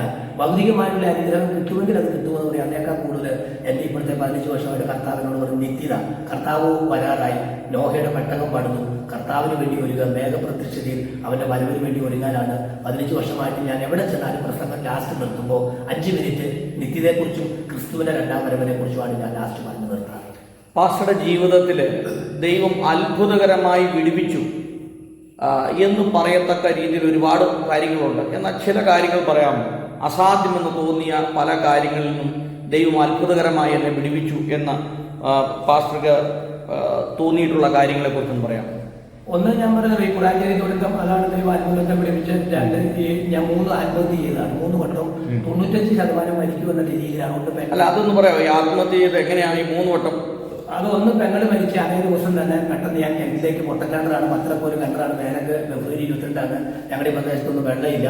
അതിലേക്ക് ഓടി വന്ന്, കാരണം പാറ പൊട്ടിച്ചിരിക്കുകയാണ്, വെള്ളം ഇല്ലാഞ്ഞിട്ട് കല്യാണത്തോടുള്ള ബന്ധത്തിൽ കുളക്കണ്ട പാറ പൊട്ടിച്ച് വെള്ളം കിട്ടാൻ വേണ്ടി അടിച്ചിരിക്കുകയാണ്. അപ്പോൾ ഓടി ഞാൻ ബാത്റൂമിൽ പോയിട്ട് ഓടി വന്ന് 2 പേരെ തട്ടി, എൻ്റെ ദൈവമേ എന്ന് പറഞ്ഞാണ് ഈ പത്രപ്പോലും കിണറ്റിലേക്ക് ചാടുന്നത്. അത് ഒരു പോലെ ചെന്നപ്പോൾ നെച്ചടിച്ചു, പിന്നെ ഒരു 7 പോലെ അടിച്ച് നടുവടിച്ചു, പിന്നെ ഈ പൂ വീഴുന്ന പോലെ ഒരു ബക്കറ്റ് വെള്ളം എന്ന് പറഞ്ഞാൽ കഷ്ടി മുത്തോളം ഉള്ള വെള്ളമുണ്ട് നടുക്ക് മാത്രം, അങ്ങോട്ട് തന്നെ എടുത്തിട്ട പോലെ അവിടെ വീണു. അതാണ് ആദ്യത്തെ ഒരു അനുഭവം, ആദ്യത്തെ ആത്മഹത്യാശ്രമം.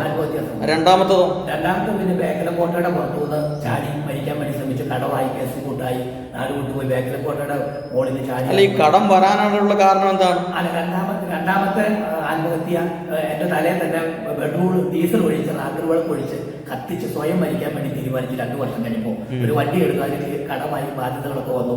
അങ്ങനെ ഞാൻ എൻ്റെ വണ്ടിയുടെ ഡീസലും മണ്ണെണ്ണ റാങ്കർ വിളക്ക് കൂടി അത് കറണ്ടില്ല, റാങ്കർ വിളക്കെടുത്ത തലയിലേക്ക് ഒഴിച്ചിട്ട് അത് കത്തുന്നില്ല. അങ്ങനെ ഞാൻ ട്രാൻസ്ഫോമറുണ്ട് വലിയ പവർ, അതേലിട്ട് ഓടി കയറാൻ വേണ്ടി യാക്കൂച്ചുപടിയിൽ ഒരു അച്ഛൻ്റെ ചേട്ടൻ മരിച്ചിട്ട് മരണത്തിന് ഈ അച്ഛൻ വരുമ്പോൾ ഈ അച്ഛനോട് നാട്ടുകാർ പറഞ്ഞു, അച്ഛൻ അവൻ മരിക്കാൻ വേണ്ടി ഇപ്പോൾ അച്ഛനെ അവനെ പിടിച്ചോളാൻ പറഞ്ഞു. അങ്ങനെ ഈ അച്ഛൻ്റെ ദ്രോഹയിലേക്ക് പോയി പെട്ടെന്ന് വീണു. അച്ഛൻ എൻ്റെ തലയെ കൈവച്ചു, മണ്ണെണ്ണയൊക്കെ തൂത്ത് കഴുകി പ്രാർത്ഥിച്ച് പിറ്റേ ദിവസം എന്നോട് വന്നു, എൻ്റെ അനിയൻ്റെ മരണ ശവാടം കഴിഞ്ഞ് എൻ്റെ വീട്ടിലോട്ട് കണ്ടു. അത് എൻ്റെ വണ്ടിയിലാണ് ഈ അനിയൻ്റെ മരണത്തിനൊക്കെ ഞാൻ പോയി മറ്റുള്ളവർ. അത് കഴിഞ്ഞ് അച്ഛൻ്റെ വീട്ടിൽ ചെന്നപ്പോൾ അച്ഛൻ പറഞ്ഞു, ഇവിടെ എൻ്റെ മുഖത്തോട് നോക്ക്, എത്ര വിരൂപിയ ഒരു പുരോഹിതനായി ഞാൻ വസൂരി കുത്തുപിടിച്ച് കറുത്തിരിക്കുക, നീ ഒരു സുവിശേഷകരെ അല്ലെങ്കിൽ ഒരു ദൈവവിളിയുടെ ഒരു കുഞ്ഞൻ്റെ അല്ലെങ്കിൽ ഇന്നല്ല ദൈവത്തിനൊക്കെ നീ എത്ര സുന്ദരനാണ്, നീ ഇന്നലെ കത്തിക്കരിഞ്ഞു പോയിരുന്നെങ്കിൽ നിന്റെ ജീവിതം എന്തായാലും, മരിച്ചെങ്കിൽ മരിക്കട്ടെ, മരിക്കാതിരുന്നെങ്കിൽ വികൃതമായ അവിടെ മേലെ അത് ചെയ്യുന്നു. അതാണ് രണ്ടാമത്തെ ആത്മഹത്യ. മൂന്നാമത്തെ പിന്നെ നിരാശ വന്ന് ബേക്കലക്കോട്ട് നിന്ന് ചാടാൻ ശ്രമിച്ചു. അന്ന് എൻ്റെ അമ്മയുടെ ചേച്ചിയുടെ മകൻ പെട്ടെന്ന് അവിടെ ഒരു DYSP, അവിടെ ഒരു മന്ത്രി വരുന്നതിന് ബേക്കലക്കോട്ടിലേക്ക് അവിടെ എൻക്വയറിക്ക് വന്നപ്പോൾ പെട്ടെന്ന് വന്നപ്പോൾ അവിടെ DSP ഒക്കെ വരുന്നുണ്ട്, ഇറങ്ങടാന്ന് വന്ന് പെട്ടെന്ന് കയ്യെ പിടിച്ചു. ഞാൻ ഇങ്ങോട്ട് ചാടി, ഇല്ല നേരെ ഓപ്പോസിറ്റ്. അങ്ങനെയാണ് 3 ആത്മഹത്യ. പിന്നെ 3 മാരക രോഗമാണ് എൻ്റെ ജീവിതത്തിൽ വന്നത്. മരണം കഴിഞ്ഞു. അതേതൊക്കെയായിരുന്നു മാരക രോഗം? അതൊന്ന് തലച്ചോറ് പഴുത്ത്, 2 അൾസർ പിടിച്ചു, കുടൽ പഴുത്തു, 3 കിഡ്നി പോയി. ഇങ്ങനെ 3 മാരക രോഗമാണ്. അതിൽ നിന്ന് തന്നെ ദൈവം പിടിപ്പിച്ചു. അങ്ങനെ 6 മരണം കഴിഞ്ഞു. ഇനിയുള്ള മരണം ക്രിസ്തുവിന് വേണ്ടി ജീവിക്കുക, ക്രിസ്തുവിന് വേണ്ടി മരിക്കുക. അപ്പൊ പാസ്റ്റർ ഇപ്പോൾ ഏതൊക്കെ രീതിയിലാണ് സുവിശേഷ പ്രവർത്തനങ്ങൾ ചെയ്യുന്നത്? ഇപ്പം എനിക്ക് ഫുൾ ടൈം ചെയ്യാൻ ആഗ്രഹമുണ്ടെങ്കിലും എനിക്ക് സാമ്പത്തിക ഇടപാടുകൊണ്ട് എൻ്റെ വീടിന് 15 ലക്ഷം രൂപ പുറംകടം 4, മോളെ പഠിപ്പിക്കുക, മക്കളെ പഠിപ്പിച്ചതിൻ്റെ ഉണ്ട്. അപ്പോൾ ഞാനിപ്പോഴും വെള്ളി ശനി ഞായറല്ല സഭയോടുള്ള ബന്ധത്തിൽ ഞായറാഴ്ച വർഷിപ്പ്, ശനിയാഴ്ച ഭവനയോഗം, വെള്ളിയാഴ്ച ഉപവാസം പ്രാർത്ഥന, ബാക്കിയുള്ള 4 ദിവസങ്ങളായിട്ട് ഞാൻ എൻ്റെതായ തൊഴിലാണ് ചെയ്യുന്നത്. എനിക്ക് സ്ഥിരമായിട്ട് ആരും സപ്പോർട്ടോ ഹെൽപ്പൊന്നും ചെയ്യുന്നില്ല. അതുകൊണ്ട് അങ്ങനെയാണ്. പക്ഷേ 2 വർഷമായിട്ട് ദൈവാത്മാവ് എനിക്ക് നല്ലൊരു ഫർണിച്ചറുകളുടെ ജൂബിലിയുടെ മുമ്പിൽ തൃശ്ശൂർ അത് കൂട്ടി ദൈവാത്മാവ് കൂട്ടി ഭൂമി വീട്ടിക്കൊണ്ടു വന്ന പിന്നെ 2 വർഷമായിട്ട് ഞാൻ അങ്ങനെ വർക്ക് ചെയ്യുന്നില്ല, കൃഷി വർക്കോ കാര്യങ്ങളോ ചെയ്യുന്നില്ല. വേലയ്ക്കാണ് ഇപ്പോൾ 2 വർഷമായിട്ട് മസ്റ്റായിട്ട് മുൻതൂക്കം കൊടുക്കുന്നത്. അതുകൊണ്ട് പല വഴികൾ ദൈവം തുറക്കുന്നത്. ഞെരുക്കവും പ്രയാസമൊക്കെ ഉണ്ടെങ്കിലും ഒന്നെങ്കിൽ എനിക്കൊരു വേറെ നല്ല ഡേറ്റ് വരുമ്പോൾ ആരെങ്കിലും വേലയ്ക്ക് മീറ്റിങ്ങിന് വിളിക്കും, അതല്ലെങ്കിൽ എന്തെങ്കിലും ഒരു വർക്ക് അവരിങ്ങോട്ട് വിളിച്ചു തരും. അങ്ങനെ ദൈവം ശരിക്കും എന്നെ ദൈവം പോറ്റി പുലർത്തുന്നുള്ള ഒരു ഉത്തമ ബോധ്യമുണ്ട്. മറ്റേ ഞാൻ ഫീൽഡിൽ പോയി വർക്ക് ചെയ്തിട്ടാണ് ഓർഡർ എടുക്കുന്നത്, കാർഡ് കൊടുത്തിട്ട് വരും, അവർ വിളിക്കും. പക്ഷേ ഈ 2 വർഷമായിട്ട് ഞാൻ ഫീൽഡിലേക്ക് പോകാറേ ഇല്ല. അവരിങ്ങോട്ട് വിളിക്കും, ഇങ്ങനെ ഒരു വർക്ക് കൊണ്ട് ചെയ്യാമോ, പണ്ട് ചെയ്തിരുന്നല്ലേ. അപ്പോഴാണ് എനിക്ക് ദൈവത്തിൻ്റെ ആ പരിപൂർണ്ണ വിളി മനസ്സിലായത്. അങ്ങനെ 2 വർഷമായിട്ട് ഫുൾ ടൈം വേലയ്ക്ക് സമർപ്പിച്ചപ്പോൾ എൻ്റെ ജീവിതത്തിൽ ഒത്തിരി സമാധാനവും സന്തോഷവും. അത് തന്നെയല്ല, എനിക്കൊരു 10-20 രൂപ വർക്കിൽ കിട്ടുമായിരുന്നു. ഒരു സെറ്റിയുടെ വർക്ക് 5 രൂപ പഠിക്കില്ല, അപ്പോൾ 4 വർക്ക് മാസത്തിൽ 5 രൂപ സപ്പോർട്ട്, 2-3 മീറ്റിംഗ്, 10-40,000 രൂപ മാസം വരുമാനമുണ്ട്. പക്ഷേ എല്ലാം കഴിഞ്ഞ് അവസാനം വരുമ്പോൾ 500 രൂപ പോലും മിച്ചം മേടിച്ച് കാണത്തില്ല. പക്ഷേ ഈ 2 വർഷം ആകെയുള്ള 3 രൂപ മുകളിലെ വാടക, 2 രൂപ എനിക്കൊരു 3 രൂപ എനിക്കൊരു സപ്പോർട്ട്, 6 രൂപയാണ്. 1-2 ചെറിയ മീറ്റിങ്ങുകൾ. ഇതുകൊണ്ട് എൻ്റെ എല്ലാ കാര്യവും ദൈവം ഭംഗിയായിട്ട് നടത്തുന്നു. അതുകൊണ്ട് ഒരു പൂർണ്ണമായിട്ടും വിളിക്ക് ആഗ്രഹമുള്ളതുകൊണ്ട് ഞാൻ ഇനിയുള്ള കാലങ്ങൾ ഫുൾ ടൈം വേലയോടുള്ള ബന്ധത്തിലാണ് മുമ്പോട്ട് പോകാൻ ആഗ്രഹിക്കുന്നത്. പാസ്റ്ററുടെ ആൻറ്റിയുടെ സപ്പോർട്ട് എങ്ങനെയാണ് സുവിശേഷ പ്രവർത്തനങ്ങളിൽ? ആൻറ്റിയെക്കുറിച്ച് 2 വാക്ക് പറ. പൂമല പിന്നെ ഞാൻ 7 വർഷം 20 സ്ഥലത്ത് വാടക താമസിച്ചു. 7 വർഷം 20 സ്ഥലത്ത്. സ്വന്തം പ്രോപ്പർട്ടി പൂമല ദേശത്ത് തന്നെ 1 വർഷം 4 സ്ഥലത്ത് താമസിച്ചു. നിങ്ങളൊന്ന് ചിന്തിച്ചു നോക്കി, 1 വർഷം 4 സ്ഥലത്ത് സ്വന്തം ദേശത്ത് വന്ന് താമസിക്കുക എന്ന് പറയുമ്പോൾ മനോവിഷമല്ലേ?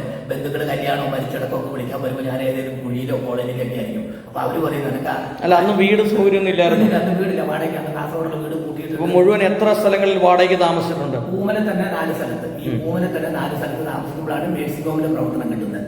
അവിടെ 3 കൊല്ലം ചെയ്തതിന് ശേഷം 1 വർഷം വീണ്ടും വാടകയ്ക്ക് താമസിച്ച് 2 സ്ഥലത്ത് താമസിക്കുമ്പോഴാണ് കാസർഗോഡ് ഓഫർ വിറ്റിട്ട് ഇപ്പൊ ഇരിക്കുന്ന വീട് 13 വർഷമായിട്ട് ദൈവം ഒരു 7 സെന്റ് സ്ഥലവും നല്ലൊരു വീട് തന്നു. ഒരു 13 വർഷമായിട്ട് സ്വന്തമായിട്ട് ഒരു വീടുണ്ട്. ഓക്കെ. ആന്റിയുടെ ജീവിതത്തിൽ എന്തെങ്കിലും കാര്യങ്ങൾ ഇതുമായി ബന്ധപ്പെട്ട് പറയാനായിട്ട്? ആന്റിയെ കുറിച്ച് പറയാനായിട്ട് എന്നെ പോലെ തന്നെ വിളിയുള്ളതാണ്. കറക്റ്റ് ദൈവിക വെളിപ്പാട്, വചന വെളിപ്പാട് ഞാൻ ശുശ്രൂഷിക്കുമ്പോൾ ഇത്ര അധ്യായം ഇത്ര വാക്യം പറഞ്ഞ് ഇടപെടും. അതിലൂടെ കൂട് പറയാതെ എനിക്ക് വലിയൊരു മുതൽക്കൂട്ടാണ്. ശുശ്രൂഷയ്ക്ക് എവിടെ പോയാലും ഞാൻ ദൈവദാസിയെ കൂടെ കൊണ്ടുപോകും. ഭാര്യയും ഭർത്താവ് 2 പേരും ഒരുമിച്ച് ശുശ്രൂഷയ്ക്ക് പോയാലും മറ്റുള്ള കാര്യങ്ങൾ എവിടെ പോയാലും ഞങ്ങൾ ഒരുമിച്ചാണ് പോകാതെ യാത്ര ചെയ്യുന്നത്, ഒരുമിച്ചാണ്.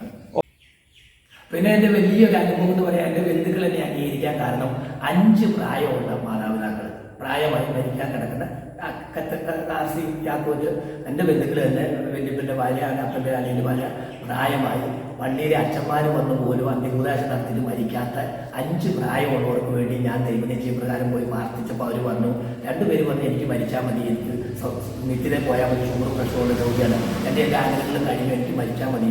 അങ്ങനെ നിർബന്ധിച്ച് പറയുമ്പോൾ ഞാൻ ദൈവഹിതത്തിന് കർത്താവ് എന്നിൻ്റെ ഹിതമെങ്കിൽ നിനക്ക് ഇഷ്ടമെങ്കിൽ ഈ ഇവരെ നിത്യത്തിലേക്ക് യോഗ്യമാക്കുന്നതെങ്കിൽ ഈ ദിവസങ്ങളിൽ ചേർക്കപ്പെടുന്നത് പ്രാർത്ഥിച്ചു. പക്ഷെ 5 പേരും പിറ്റേ ദിവസം മരിച്ചു. ഒരു വല്യമ്മ പ്രാർത്ഥിച്ച് 2 മണിക്കൂർ കഴിഞ്ഞ് മരിച്ചു. അങ്ങനെ 5 പേർക്ക് വേണ്ടി പ്രാർത്ഥിച്ചപ്പോൾ ബന്ധുക്കൾക്കൊക്കെ ഇപ്പോൾ എൻ്റെ വിശ്വാസമാണ്. അവർ പല കാര്യങ്ങൾക്ക് പ്രാർത്ഥിക്കുമ്പോൾ അവർക്കത് ഉത്തമ ബോധ്യം അവർക്കായി ദൈവം കൊടുക്കും. ഓക്കെ. അപ്പോൾ പാസ്റ്റർ ഇത്രയും ഒരു അനുഭവ സമ്പത്തുള്ള ഒരു സുവിശേഷകൻ, പ്രവചന ശുശ്രൂഷയുണ്ട്, രോഗശാന്തി ശുശ്രൂഷയുണ്ട്, വെളിപ്പാടുണ്ട്, ദർശനങ്ങളുണ്ട്. അപ്പോൾ പാസ്റ്റർക്ക് ഈ പുതിയ സുവിശേഷ പ്രവർത്തകരോട്, യുവജനങ്ങളോട് എന്താണ് പാസ്റ്ററുടെ ജീവിതാനുഭവവുമായി ബന്ധപ്പെട്ട് ഒരു സീനിയർ പാസ്റ്റർ എന്ന നിലയ്ക്ക് ഒരു സന്ദേശം നൽകാനായിട്ടുള്ളത്? എനിക്ക് പറയാനുള്ള ഒരു കാര്യം, താഴ്മയോടുകൂടി പറയാനുള്ള കാര്യം, ദൈവനാമത്തിൽ വിശുദ്ധ വേദപുസ്തകം എടുത്തിട്ട് ഒരിക്കലും ഭൗതിക സമ്പാദ്യം ഉണ്ടാക്കി വരും തലമുറയ്ക്കോ അല്ലെങ്കിൽ നമുക്കോ ഉണ്ടാക്കി വെച്ച് സ്വരൂപിക്കാൻ ശ്രമിക്കരുത്. കർത്താവ് തന്നെ പറയുന്നത്, നിനക്ക് ഈ ലോകത്തുള്ള മാമൂലിനെ കൊണ്ട് ജീവിക്കാം, ദൈവത്തെ കൊണ്ട് ജീവിക്കാം. മാമൂലി ദൈവത്തെ കൊണ്ട് ജീവിക്കരുത് പറഞ്ഞു. ഒന്നെങ്കിൽ ദൈവത്തിന് വേണ്ടി ദൈവത്താൽ ജീവിക്കപ്പെടുക, അല്ലെങ്കിൽ ലോകത്താൽ ഉള്ളത് ലോകത്താൽ നശിക്കുന്നു, അവസാനം നിത്യനരകാഗ്നി. അതുകൊണ്ട് ഭൗതിക സമ്പത്തിന് വേണ്ടി ഓടി അല്ലെങ്കിൽ സമ്പത്ത് ഉണ്ടാക്കി വെക്കുക എന്നുള്ളതിനോട് എനിക്ക് യോജിപ്പില്ല. എന്നാൽ അപ്പോസ്തലന്മാർ പറഞ്ഞ ദൈവവേല ചെയ്യുമ്പോൾ ശുശ്രൂഷയ്ക്ക് പോകുമ്പോൾ ന്യായമായ പ്രതിഫലം, പെട്രോൾ അടിക്കാത്ത പൈസയും ശുശ്രൂഷിക്കുന്നതിന് ന്യായമായ പ്രതിഫലമൊക്കെ നമുക്ക് തരും, അല്ലെങ്കിൽ അവർ ചോദിക്കാതെ തരും. പക്ഷെ അതൊരു ഇൻകമാക്കി, അതൊരു വരുമാനമാക്കി, അതൊരു മുതൽക്കൂട്ടാക്കി, അല്ലെങ്കിൽ ഇപ്പോൾ ഞാൻ സംഘടന ഒന്നും പറയുന്നില്ല, ഇപ്പോൾ വൃദ്ധമന്ദിരത്തിന്റെ പേരിൽ, അനാഥ മന്ദിരത്തിന്റെ പേരിൽ, അല്ലെങ്കിൽ ചാരിറ്റിയുടെ പേരിൽ, അല്ലെങ്കിൽ ഏതെങ്കിലും പ്രോപ്പർട്ടി മേടിച്ച് സ്ഥാപനങ്ങൾ ഉണ്ടാക്കാനുള്ള പേര് പറഞ്ഞ് മേടിച്ചിട്ട് 10 കോടി മേടിക്കുമ്പോൾ 1 കോടി പോലും അല്ലെങ്കിൽ ചെലവാക്കാത്ത ചില അനുഭവങ്ങളൊക്കെ കേൾക്കുമ്പോൾ എനിക്ക് വലിയ സങ്കടം തോന്നും. പക്ഷേ ഇതൊക്കെ അവസാനം ന്യായവിധിക്ക് നീ ഒരുങ്ങിക്കൊണ്ട് മീകാൻ പറഞ്ഞുകൊള്ളത്, നീ ഒരുങ്ങിക്കൊണ്ട് ഇസ്രായേൽ ഒരുങ്ങുക, നിന്റെ ദൈവത്തെ എതിരെ പരിഗണിക്കുക, എൻ്റെ കയ്യിൽ തക്കതായ പ്രതിഫലം കൊണ്ട് അവനവൻ്റെ പ്രവൃത്തിക്ക് തക്ക പ്രതിഫലം തരുന്ന നാളിൽ നീ നിന്റെ കൈ ബലപ്പെട്ടിരിക്കുമോ എന്ന് ചോദിച്ച പോലെ ഞാൻ ആരും കുറ്റം പറയുന്നല്ല. അങ്ങനെ ഒരു കാഴ്ചപ്പാട് എനിക്ക് യോജിക്കാൻ കഴിയുന്നില്ല. അതുകൊണ്ട് നിത്യതയാണ്. മരണശേഷം നോഹയും പെട്ടകത്തിൽ കയറി യോവിന് നഷ്ടപ്പെട്ടതെല്ലാം ദൈവം മടക്കി കൊടുത്ത പോലെ കർത്താവിന്റെ വരവിനെ കുറിച്ച് നിത്യതയെക്കുറിച്ചുമാണ് എൻ്റെ ശുശ്രൂഷയിൽ എനിക്ക് മുൻതൂക്കമുള്ളത്. അതുകൊണ്ട് എന്തെല്ലാം നേടിയാലും ആ മൂട നീ ഇന്ന് നിന്റെ ആത്മ നഷ്ടപ്പെട്ട നിന്റെ നിത്യത എവിടെ എന്ന് ചോദിച്ചതുപോലെ തന്നെ ആ നല്ല കള്ളന് കിട്ടിയ ഒരു അനുഭവം നമുക്ക് ഓരോരുത്തർക്കും ഉണ്ടാകട്ടെ. നല്ല കള്ളന് നിമിഷ നേരം കൊണ്ടാണ് ഇന്ന് നീ എന്നോടുകൂടെ പർദീസിലിരിക്കും. അവർ പാപബോധം ഉണ്ട്. അതുപോലെ തന്നെ ഈ വന്ന വെള്ളപ്പൊക്കം, സുനാമി ഒക്കെ വ്യക്തമായി ഞാൻ 2012 ഏജി ചർച്ചിൽ വ്യക്തമായി പറഞ്ഞ കേരളത്തിൽ വെള്ളപ്പൊക്കം ഉണ്ടാകും. ഉപ്പിന് അന്ന് 5 രൂപ ഒരു പാക്കറ്റ് ഉപ്പിനുള്ളൂ, 25 രൂപ ഉപ്പിന് വില വരുമെന്ന് പറഞ്ഞു. അന്ന് അരിക്ക് 16-18 രൂപ, 50 രൂപ അരിക്ക് വില വരുന്നു. ഇന്ന് പട്ടിയരിക്ക് 60 രൂപയാണ്. എറണാകുളത്ത് ഞാൻ പോയപ്പോൾ മേടിച്ചപ്പോൾ 60 രൂപ. സൂപ്പർ മാർക്കറ്റിൽ അത് 70-മാണ്. ഇന്ന് ഉപ്പിന് 32 രൂപയാണ്. ഞാനിപ്പോൾ ടാറ്റാടി ഉപ്പ് ഇന്നലെ പോയി ഒരു പാക്കറ്റ് എടുത്ത് 32 രൂപയാണ് അതിന് വില. ഞാൻ ആ ഉപ്പ് പാക്കറ്റ് അവിടെ വെച്ചിട്ട് സാധാരണ ഇവിടെ 18 രൂപയുടെ ഉപ്പ് മേടിച്ചുകൊണ്ട് വന്നു. 2010 11 പറഞ്ഞപ്പോൾ കേരളത്തിൽ ഒരു കുപ്പി വെള്ളത്തിന് 30 രൂപ വില വരുമെന്ന് പറഞ്ഞപ്പോൾ 25 രൂപ വില വരുമെന്ന് ഉൾക്കൊള്ളാൻ പറ്റാത്ത ഒരു കുപ്പി വെള്ളം കേരളത്തിൽ ഇല്ല. റെയിൽവേ സ്റ്റേഷനിൽ മദ്രാസിലൊക്കെയാണ്. ഇവിടെ അന്ന് 2 രൂപ 5 രൂപയൊക്കെ ഉള്ളൂ മദ്രാസിൽ. ഇവിടെ പിന്നീട് 5 ഇന്നിപ്പോൾ ഒരു കുപ്പി വെള്ളത്തിന് 25 രൂപയായി. അന്ന് 1 കിലോ അരിക്ക് 25 രൂപയും ഒരു കുപ്പി വെള്ളത്തിന് 2 രൂപ. അന്ന് ഞാൻ പറഞ്ഞു ഇന്നത്തെ 1 കിലോ അരിയുടെ വില വെള്ളത്തിന് വരുമെന്ന് പറഞ്ഞാൽ അത് ഉൾക്കൊള്ളാൻ പറ്റിയില്ല. പക്ഷെ ഇന്ന് അത് സംഭവിച്ചു. അപ്പോൾ ആ വെള്ളം ഈ ദുരന്തം അത് 2 കൊല്ലം മുമ്പ് വ്യക്തമായി പറഞ്ഞതാണ്. ഇവിടെ ഒരു വെള്ളപ്പൊക്കം ഉണ്ടാകുന്നത് അമ്മയും പറഞ്ഞു. ജലനിധി മഹാദുരന്തം പിന്നെ കൊറോണ അമ്മ പറഞ്ഞൊരു മഹാസംഭവം എൻ്റെ അമ്മ പറഞ്ഞു. 3 വർഷം കഴിഞ്ഞപ്പോഴാണ് കൊറോണ വരുന്നത്. അത് വ്യക്തമായി കൊറോണ വരുന്നൊക്കെ ഒരാഴ്ച മുമ്പ് തിമോത്തിയുടെ സഭയിലായിരുന്നു ഡാനിയേലുണ്ട്. എല്ലാ വെള്ളിയാഴ്ച ഞാൻ ഇവിടുന്ന് പ്രാർത്ഥനയ്ക്ക് പോകും. അംബാസഡർ കാറിലാണ്. പുള്ളി പെട്രോളിക്ക് തരത്തിലും ഞാൻ വേലയോട് മെത്തത്തിൽ പോകും. എന്നിട്ട് വ്യക്തമായി പറഞ്ഞു അടുത്ത വെള്ളിയാഴ്ച ഞാൻ ഈ സഭയെ ശുശ്രൂഷയ്ക്ക് വരുന്നതായിട്ട് കാണുന്നില്ല. അടുത്ത വെള്ളിയാഴ്ച ഞാൻ വരത്തില്ല. ഇനി കുറച്ച് നാളത്തേക്ക് വരുന്നത് കാണുന്നില്ല. അപ്പോൾ അദ്ദേഹം എന്നെ കളിയാക്കിയിട്ട് വന്നു. അത് പാസ്റ്റർ ഓടി നടക്കുന്നതുകൊണ്ടാണ് പല സ്ഥലങ്ങളിൽ പോകുന്നത്. ഞാൻ പറഞ്ഞു അല്ലല്ല തിമോത്തി പാസ്റ്റർ, എന്തോ ഒരു മഹാദുരന്തം വരുന്നു. സൈക്കിളുകൾ മാത്രം പോകണു. ബാറുകളും റെസ്റ്റോറൻറ്റുകളും പമ്പുകളും ഒക്കെ കൂടുന്നു. അത് ഹർത്താലുമല്ല, അല്ലെങ്കിൽ ഒരു രാഷ്ട്രീയ പാർട്ടിയുടെ ഹർത്താലോ ബന്ധമല്ല. എന്തോ ഒരു മഹാസംഭവമാണ്. കുറച്ചു കാലത്തേക്ക് ഞാനും വരുന്നതായിട്ട് കാണുന്നില്ല. പിറ്റത്തെ വ്യാഴാഴ്ച പാസ്റ്റർ പറയുകയാണ്, പാസ്റ്റർ അറിഞ്ഞില്ലേ ഇവിടെ സുനാമി തുടങ്ങി, ഓളുകളൊക്കെ കൂട്ടി, നമുക്ക് ഇനി കുറച്ച് നാൾ കഴിഞ്ഞ് കൊറോണ വന്നു, നമുക്ക് കുറച്ച് നാൾ കഴിഞ്ഞു. അപ്പോൾ ഞാൻ പറഞ്ഞു പാസ്റ്റർ ഇന്നലെയല്ലേ അറിഞ്ഞേ, എന്നോട് എൻ്റെ ദൈവം ഒരാഴ്ച മുമ്പേ വെളിപ്പെടുത്തി വന്നു. അങ്ങനെ ഞാൻ മുട്ടുമടക്കി പ്രാർത്ഥിച്ചു. ആദ്യം 21 ദിവസം എന്ന് പറഞ്ഞു, പിന്നെ 10 ദിവസം എന്ന് പറഞ്ഞു. പിന്നെ കൃത്യം ഞാൻ ഇപ്പോഴും ഓർക്കുന്നു 7-15 എന്ന് പറഞ്ഞു. 7-15 ദൈവാത്മാവ് പ്രാർത്ഥിച്ചു പറഞ്ഞു. 7-15 ഇന്ന് ഡയറി ചെയ്തിട്ട് 7-ാം മാസം 15-ാം തീയതിയാണ് കോളുകൾ തുറന്നത്. അന്ന് ഞാൻ എൻ്റെ വൈഫിനോട് പറഞ്ഞു ഇത് തീരണമെങ്കിൽ നമുക്ക് ഓളിൽ ആരാധിക്കുന്ന 7-ാം മാസം 15-ാം തീയതി ഒന്നും. കൃത്യം 7-ാം മാസം 15-ാം തീയതി ഞാൻ സമാചാരത്തോടുകൊണ്ട് എൻ്റെ കോള് പോയി തുറന്നു. അത് ദൈവം എന്നിലൂടെ അത്ഭുതത്ത കറക്റ്റ് ഡേറ്റ് വന്നു. കറക്റ്റ് ഡേറ്റ് തന്നെ ദൈവം സാധിപ്പിച്ചു. ദൈവത്തിന് നന്ദി പറയുന്നു. ഇനി എന്താണ് പാസ്റ്ററുടെ ഭാവി പദ്ധതികളൊക്കെ? എൻ്റെ ഭാവി പദ്ധതി എന്ന് പറഞ്ഞാൽ ദൈവം ഇതമെങ്കിൽ അല്പം കടമാനം ഉണ്ടാക്കുക വീട്ട് ഒരു അല്പം വേറെ സുവിശേഷ വേലയിൽ എന്തൊക്കെയാണ് ഭാവി പദ്ധതി? സുവിശേഷ വേലയിലെ മറ്റുള്ള സ്റ്റേറ്റുകളിലും മറ്റുള്ള രാജ്യങ്ങളിലൊക്കെ ദൈവം ഇതമെങ്കിൽ പാസ്പോർട്ട് എടുക്കാൻ അനേകർ പറഞ്ഞു. ഇംഗ്ലീഷ് ഹിന്ദി പഠിക്കാൻ അനേകർ പറഞ്ഞു. അത് ഇംഗ്ലീഷ് ഹിന്ദിയൊക്കെ ഒന്ന് പഠിച്ച് ബോംബെ, ഡൽഹി, ഹരിയാന പല സ്റ്റേറ്റിൽ തന്നെ വിളിക്കുന്നുണ്ട്. പക്ഷേ എനിക്ക് ശാരീരിക ബുദ്ധിമുട്ടുള്ളതുകൊണ്ടൊക്കെ പോകാൻ പ്രയാസം. എനിക്ക് അലർജിയുടെ തണുപ്പുകാരൻ്റെ അലർജിയുണ്ട്. അതുകൊണ്ട് പോകാൻ മടിയാണ്. പക്ഷേ ഇനി ഫുൾ ടൈം വേലയ്ക്ക് സമർപ്പിച്ചപ്പോൾ അങ്ങനെ ഒരു ആഗ്രഹമുണ്ട്. ദൈവഹിതമെങ്കിൽ അതർ സ്റ്റേറ്റിലും വിദേശത്തേക്ക് ഒന്ന് പോകണമെന്ന് ദൈവത്തിന് ഇഷ്ടമെങ്കിൽ ഒരാഗ്രഹമുണ്ട്. അപ്പൊ പാസ്റ്ററുടെ ഒരു പ്രധാന ശുശ്രൂഷ എന്ന് പറയുന്നത് പ്രവചന ശുശ്രൂഷയാണ്. പ്രവചന രോഗശാന്തിയാണ് ഞാൻ. അപ്പോൾ ഒരാൾ ഫോണിൽ കൂടെയോ അല്ലെങ്കിൽ ഒക്കെ വിളിച്ചു കഴിഞ്ഞാൽ അവർക്ക് വേണ്ടി പ്രാർത്ഥിച്ച് ആലോചനകളൊക്കെ പറയുമോ?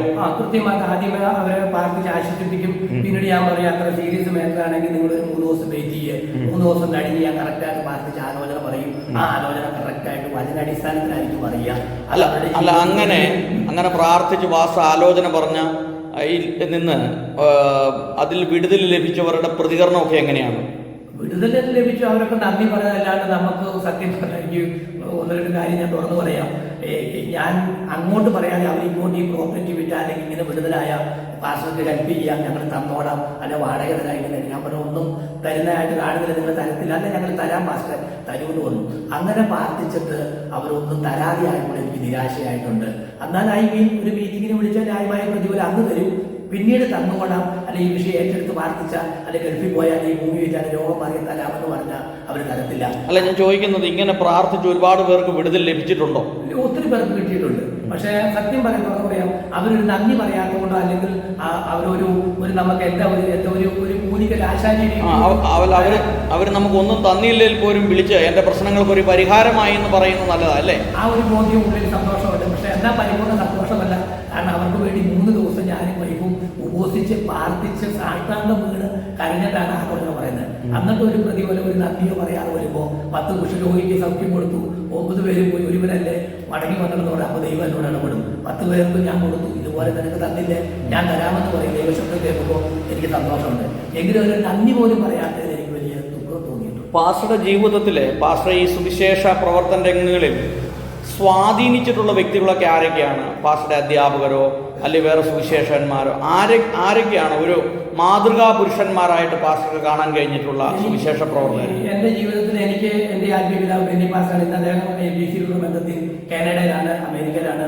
മോളിൽ വിവാഹം കഴിഞ്ഞ് ഒരു ആൺകുച്ച് വൈഫ് ടീച്ചർ മരിച്ചു. ടീച്ചർ മരിക്കുന്ന 7 ദിവസം മുമ്പ് ഞാൻ പറഞ്ഞാണ് ഒരു ബുള്ളറ്റ് അപകടത്തിൽ മരിക്കുന്നു. അതുപോലെ തന്നെ മരിച്ചു.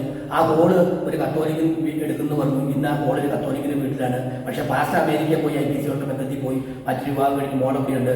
അദ്ദേഹത്തിൻ്റെ ശുശ്രൂഷയാണ് എൻ്റെ മാതൃക. അപ്പസ്തോലിക ശുശ്രൂഷയായിരുന്നു അദ്ദേഹത്തിൻ്റെ കൈവോക്കും ആലയത്തിൽ 9 വർഷം ഇരുന്ന് അദ്ദേഹത്തിൻ്റെ മാതൃകയാണ് എന്നെ ജീവിതത്തിൽ പ്രചോദിപ്പിച്ചത്. പിന്നെ ഇവിടെയുള്ള കൺവെൻഷൻ പ്രസംഗം എല്ലാവരുടെയും പ്രസംഗം ഞാൻ കണ്ടിട്ടുണ്ട്.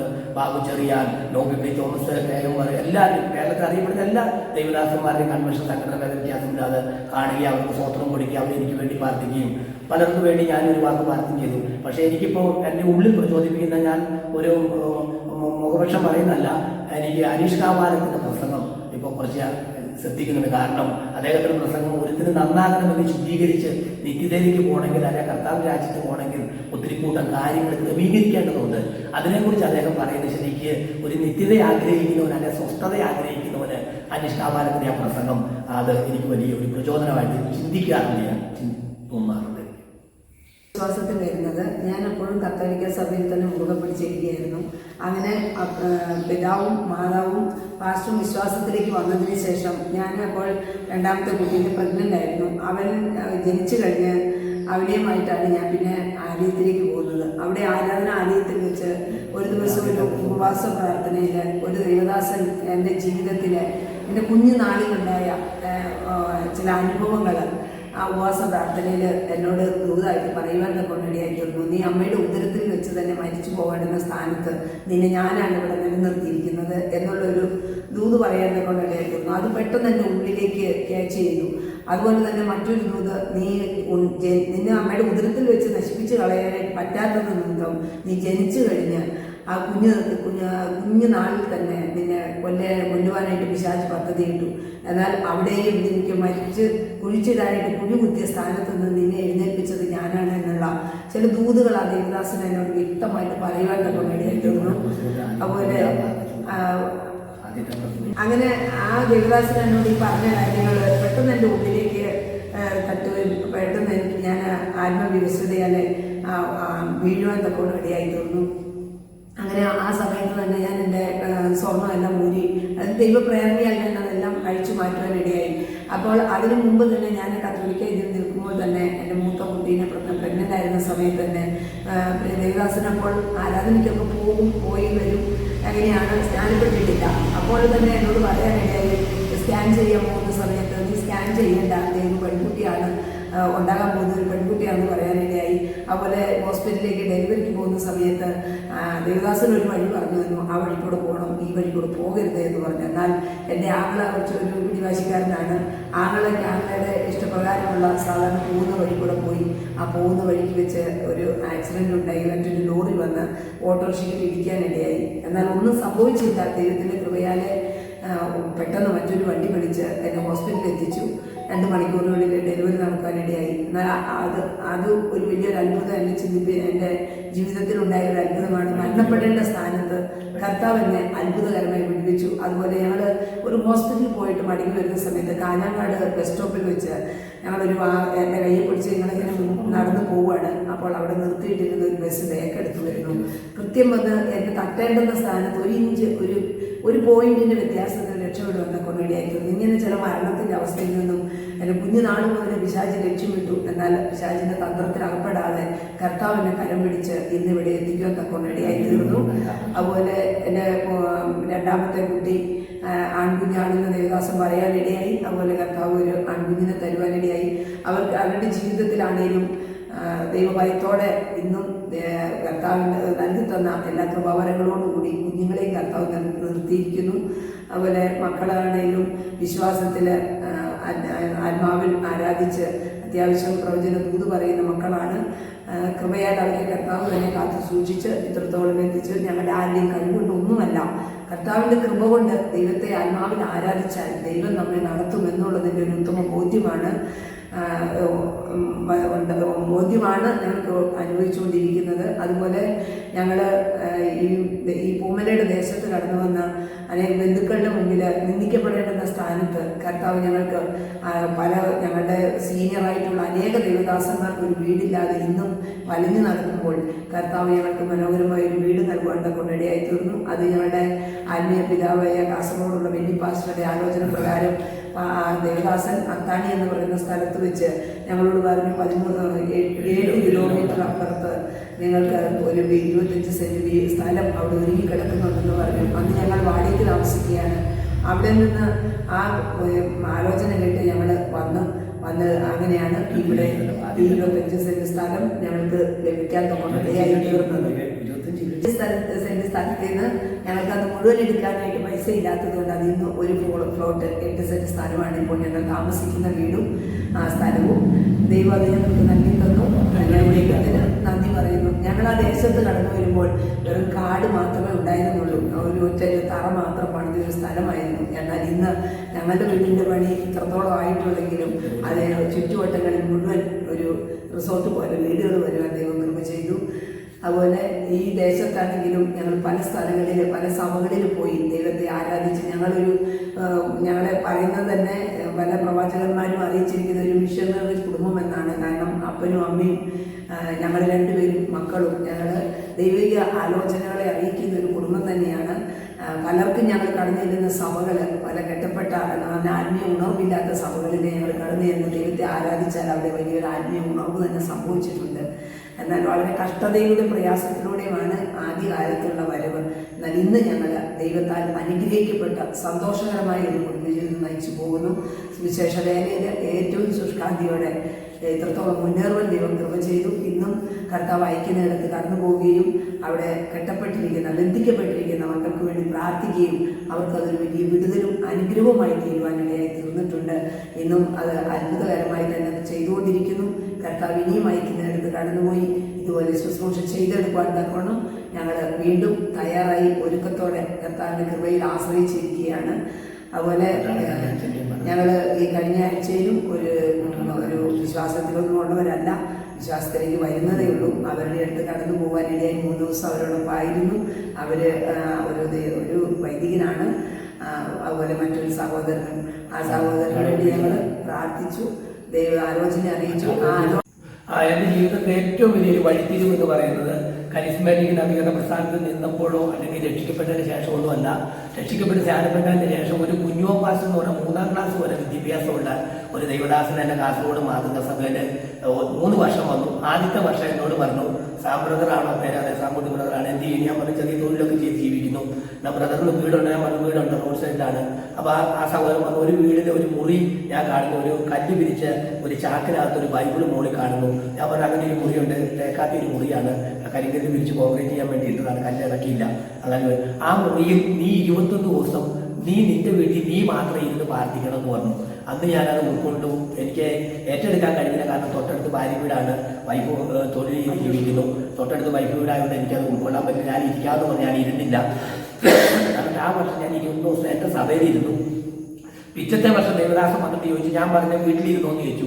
ഞാൻ പറഞ്ഞ ഭാഷ വീട്ടിലിരുന്നില്ല, പക്ഷേ എനിക്ക് പ്രയാസമാണ് വീട്ടിലിരിക്കാൻ, തൊട്ട് ഭാര്യ വീടുള്ളതുകൊണ്ട് ഞാൻ മുകളിലിരുന്നെന്ന് പറഞ്ഞു. 2ാമത്തെ വർഷം ഇരുന്നു. അപ്പോൾ അദ്ദേഹം എന്നോട് പറഞ്ഞു, ഇനി ഇരുന്നില്ല, നിനക്ക് ഇരിക്കേണ്ട ഒരു ആവശ്യം വരും, അന്ന് നീ ഇരിക്കുമെന്ന് പറഞ്ഞു. അങ്ങനെ 3ാമത്തെ വർഷം ഞാൻ ഉപാസത്തിന് 21 ദിവസം ഇരുന്നു. 21 ദിവസം ഒരു നേരം പഠിച്ചിരുന്നു കഴിഞ്ഞപ്പോൾ എൻ്റെ മാതൃസഭയിലെ പാസ്റ്ററുടെ അസിസ്റ്റന്റ് പാസ്റ്ററോട് 3 വർഷം ഞാൻ 20 ദിവസം എൻ്റെ മാതൃസഭയിൽ ഇരുന്നതാണ്. സ്വന്തം വീട്ടിലിരിക്കാനും ഈ മാനുഷിക വിഷമമുള്ളതുകൊണ്ട് മാനുഷിക ബുദ്ധിയും ദൈവഹിതവും രണ്ടാമത് തിരിച്ചറിയാവുന്ന കാരണം ഇതാണ്. 3ാമത്തെ വർഷം 21 ദിവസം കഞ്ഞി മാത്രം ഒരു നേരം കുടിച്ചിരുന്ന് കർത്തൃമേശം കഴിഞ്ഞ് എൻ്റെ ദൈവദാസന്റെ സഹപ്രവർത്തനോട് 100 രൂപ ഞാൻ വായ്പയായിട്ട് ചോദിച്ചു. അദ്ദേഹം അത് തന്നില്ല. ഞായറാഴ്ച കർത്തൃമേശം കഴിഞ്ഞ് 21 ദിവസം ഞാൻ ചർച്ചിൽ ഇരിക്കുക. ഉടുതുണി വരെ ഇവരാണ് കൊണ്ടുവന്നിരുന്നത്. ഞാൻ കുളിച്ചു, ഭക്ഷണം കഴിച്ച് അവിടെ ഇരിക്കും, പുഴ തൊട്ടടുത്ത് കുളിക്കും. 21 ദിവസം അവിടെ ഇരുന്നു. അങ്ങനെ കർത്തൃമേശം കഴിഞ്ഞ് ചുംബനം കഴിഞ്ഞ് 100 രൂപ വായ്പ ചോദിച്ചപ്പോൾ തന്നില്ല. അപ്പോൾ 5000 ഒരു കെട്ടി നോട്ടും 800 രൂപ ചില്ലറി 5800 രൂപ മേശപ്പുറത്തിരിക്കുന്നു. 50 നോട്ടാണത്. ഞാൻ പറഞ്ഞു, ഇതിനൊരു 100 രൂപ വായ്പയായിട്ട് തരണം, അരിപ്രശ്നത്തിനാണ് പറഞ്ഞു. അദ്ദേഹം തന്നില്ല. വീണ്ടും ഞാൻ പറഞ്ഞത് കുടുംബ പ്രശ്നത്തിനാണ്, തരണം, തന്നേ പറ്റൂ. മൂന്നാമത് പറഞ്ഞു കുഞ്ഞുങ്ങൾ പട്ടിണി കിടക്കും, 100 രൂപ തന്നേ പറ്റൂ പാസ്റ്ററെ. പേര് ഞാൻ പറയുന്ന അസിസ്റ്റന്റ് പാസ്റ്ററുടെ പേര് പറയുന്ന മോശമുണ്ട്, അദ്ദേഹം കേട്ടെങ്കിൽ തരണമെന്നോ തരിയല്ല. അദ്ദേഹം പറഞ്ഞു സാമേട്ടൻ ഇങ്ങനെ ഇവിടെ വന്ന് പലരോട് പൈസ ചോദിക്കുന്നത് ഞാൻ കേട്ടു. സാമയുടെ രോഗം മാറാൻ പ്രാർത്ഥിക്കുന്നുണ്ട്, ശുശ്രൂഷയ്ക്ക് പ്രാർത്ഥിക്കുന്നുണ്ട്, വീട് പണി നടക്കാൻ പ്രാർത്ഥിക്കുന്നുണ്ട്, എല്ലാ വിഷയത്തിനും പ്രാർത്ഥിക്കുന്നുണ്ട്. പ്രാർത്ഥനയല്ല ഞങ്ങളിന്ന് ഒന്നും പ്രതീക്ഷിക്കരുത്. സാമയുടെ നീ ചോദിച്ചു ആരോടും ചോദിക്കരുത്. ഞാൻ പറഞ്ഞു പാസ്റ്ററോട് ഇതിന് മുമ്പ് ചോദിച്ചിട്ടില്ല, ആദ്യമായിട്ടുണ്ട്. എൻ്റെ മാനസികതയിൽ ഞാൻ ആരോടും ചോദിച്ചിട്ടില്ല. ശരിയെന്ന് പറഞ്ഞപ്പോൾ ഞാൻ ഇങ്ങോട്ട് തിരിച്ചു മനോദുഃഖത്തോടു കൂടി വന്ന് പറഞ്ഞു അരിപ്രശ്നമാണ്, 100 രൂപ കുഞ്ഞുങ്ങൾ പട്ടിണി കിടക്കും, ബുധനാഴ്ച വേണം തിരിച്ചു തരാമെന്ന് പറഞ്ഞു. തന്നില്ല. അന്ന് ഞാൻ പറഞ്ഞു ബുധനാഴ്ച തന്നേക്കാം, 3 ദിവസത്തേക്കെങ്കിലും താ. ഞാൻ ഈ പാസ്റ്ററുടെ കയ്യിൽ ഇവിടുത്തെ നമ്മുടെ ഭാഷ കൊടുക്കാൻ ഉൾക്കൊള്ളാൻ പറ്റില്ല. അങ്ങനെ ദുഃഖത്ത് തിരിച്ചു വന്നപ്പോൾ ദൈവാത്മാവനെ അങ്ങനെയാണ് ദൈവദാസന്മാരോട് പ്രവചനം പറയാൻ പഠിച്ചത്. എന്നെ തിരിച്ചു നടത്തിയിട്ട് വന്നു. ഈ പാസ്റ്ററോട് ചോദിച്ചു പാസ്റ്റർ ഇത് ലാഭമാണ്. അപ്പോൾ അദ്ദേഹം ഇത് 5000 രൂപ ലാഭമാണ്, 5800 ഉണ്ട്. എല്ലാ മാസവും 10000 രൂപ ലാഭമുണ്ട്. ഈ മാസം ഇച്ചിരി കുറഞ്ഞു പോയതാണ്.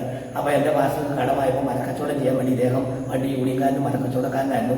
19,000 രൂപ ഒരു സഹോദരനോട് വായ്പ എടുത്തു, ചില പലിശയ്ക്ക് എടുത്ത് കൊടുത്തു.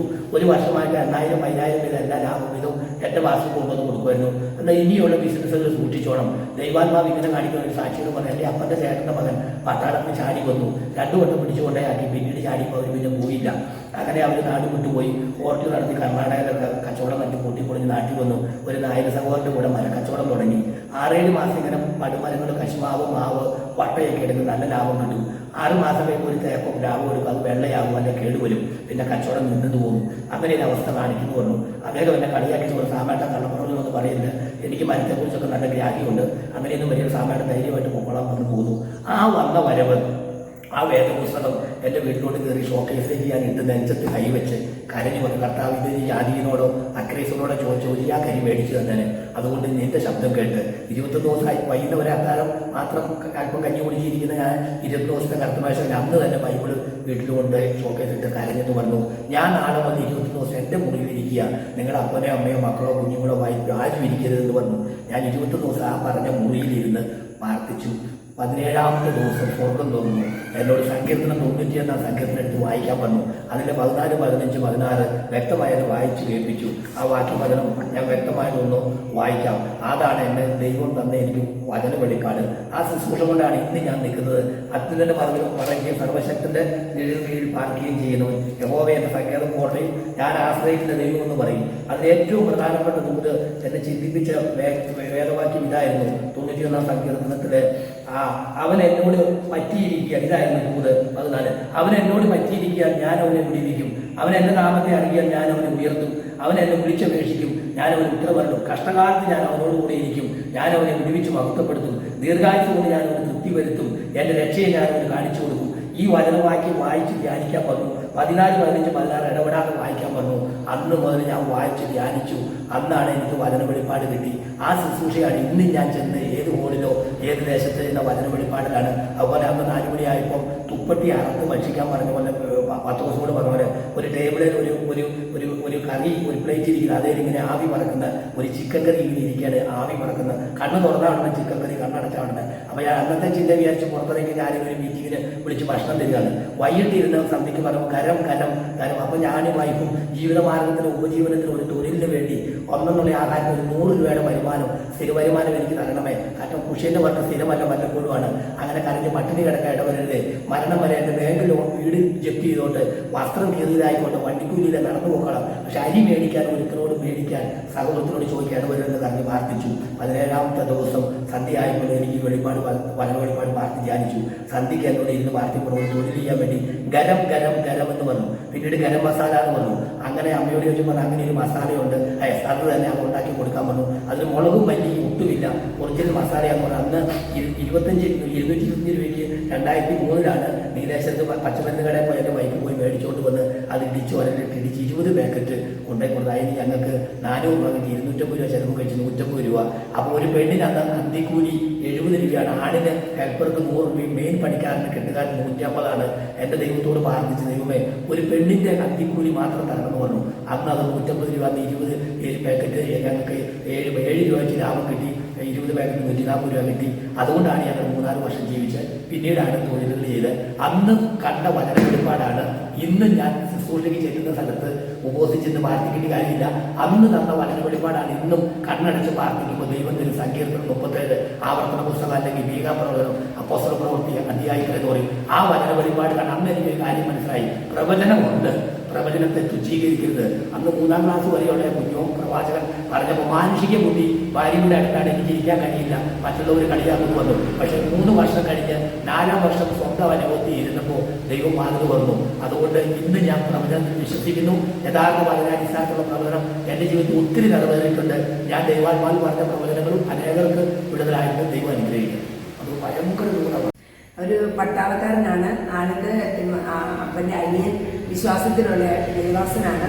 ഈ പട്ടാളക്കാരന് ഗെയിം കളിച്ച് കടം കയറി മൂടി ഇന്ന് നിൽക്കക്കളിയില്ലാത്ത ഒരവസ്ഥയാണ്. ഒരു സ്വസ്ഥതയില്ല, സമാധാനമില്ല, എങ്ങനെ മുമ്പോട്ട് പോകണം എന്നുള്ള ഒരു ആകുലതയിലാണ്. ഭാര്യയും മക്കളും അവരെ വിട്ടുപോയി. അമ്മയും മകനും മാത്രമേ ഉള്ളൂ. അപ്പൻ മരിച്ചുപോയി കൊറോണയായിട്ട്. അപ്പോൾ ഈ അവസ്ഥയിൽ ഞങ്ങൾ കടന്നു ചെന്ന് പ്രാർത്ഥിച്ചു. അവരെ പാരമ്പര്യമായി പിൻപറ്റുന്ന ഒരു പൈശാചിക ശക്തി ഉണ്ടായിരുന്നു. ആ ശക്തി കഴിഞ്ഞ ദിവസം പ്രാർത്ഥിച്ചത് ഇളകി മാറുവാൻ തക്കം ഇടയായിരുന്നു. അത് കണ്ടിരുന്ന ആ വൈദികൻ വളരെ സന്തോഷത്തോടെ, കാരണം അയാളുടെ ജീവിതത്തിൽ ആദ്യമായിട്ട് ഇങ്ങനെ ഒരു സംഭവം ഞാൻ കാണുന്നതെന്ന് പറയുവാൻ തക്കം ഇടയായി തീർന്നു. ഞാൻ ഒത്തിരി ശുശ്രൂഷകൾ ചെയ്തിട്ടുണ്ട്, ഒത്തിരി പേർക്ക് വേണ്ടി പ്രാർത്ഥിച്ചിട്ടുണ്ട്, എന്നാൽ എൻ്റെ ഇങ്ങനെ പറഞ്ഞു കേട്ടിട്ടുണ്ട്. എന്നാൽ ഇങ്ങനെ ഒരു അനുഭവം കണ്ണുകൊണ്ട് കാണുവാനിടയായത് ഇന്ന് ആദ്യമായിട്ടാണ് എന്ന് ആ ദേവദാസ് പറയാൻ തക്കം ഇടയായി തീർന്നു. അവർ വിശ്വാസത്തിലേക്ക് വന്നുകൊണ്ടിരിക്കുന്നു.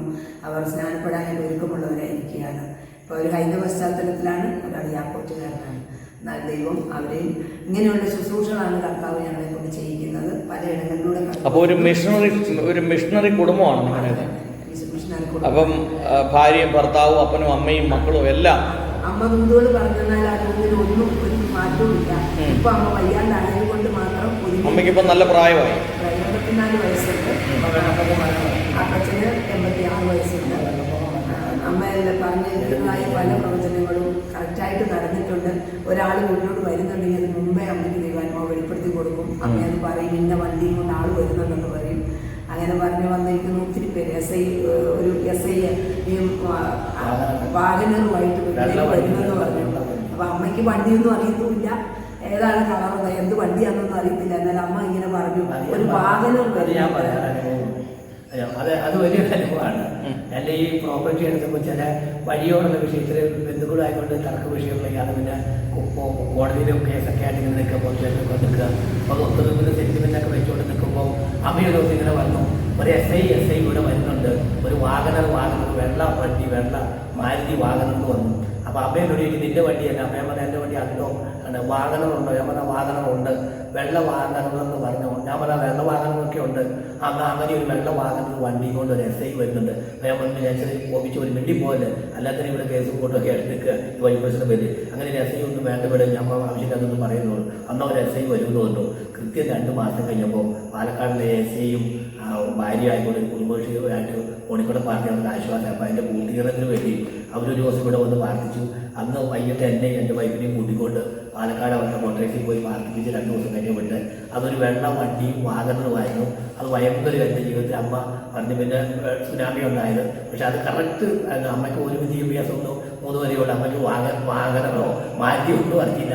പക്ഷെ അമ്മ പറഞ്ഞു വാഗനർ വെള്ള വണ്ടി, വെള്ള മാരുതി വാഗനർ വന്നു. അങ്ങനെ ആ വണ്ടി കൊണ്ട് വന്നു. അത് ഭയങ്കര ഒരു എസ് ഐ തന്നെ വന്നു. അത് ഭയങ്കര ഒരു വർക്കുകളായിരുന്നു, വലിയൊരു അത്ഭുതമായിരുന്നു.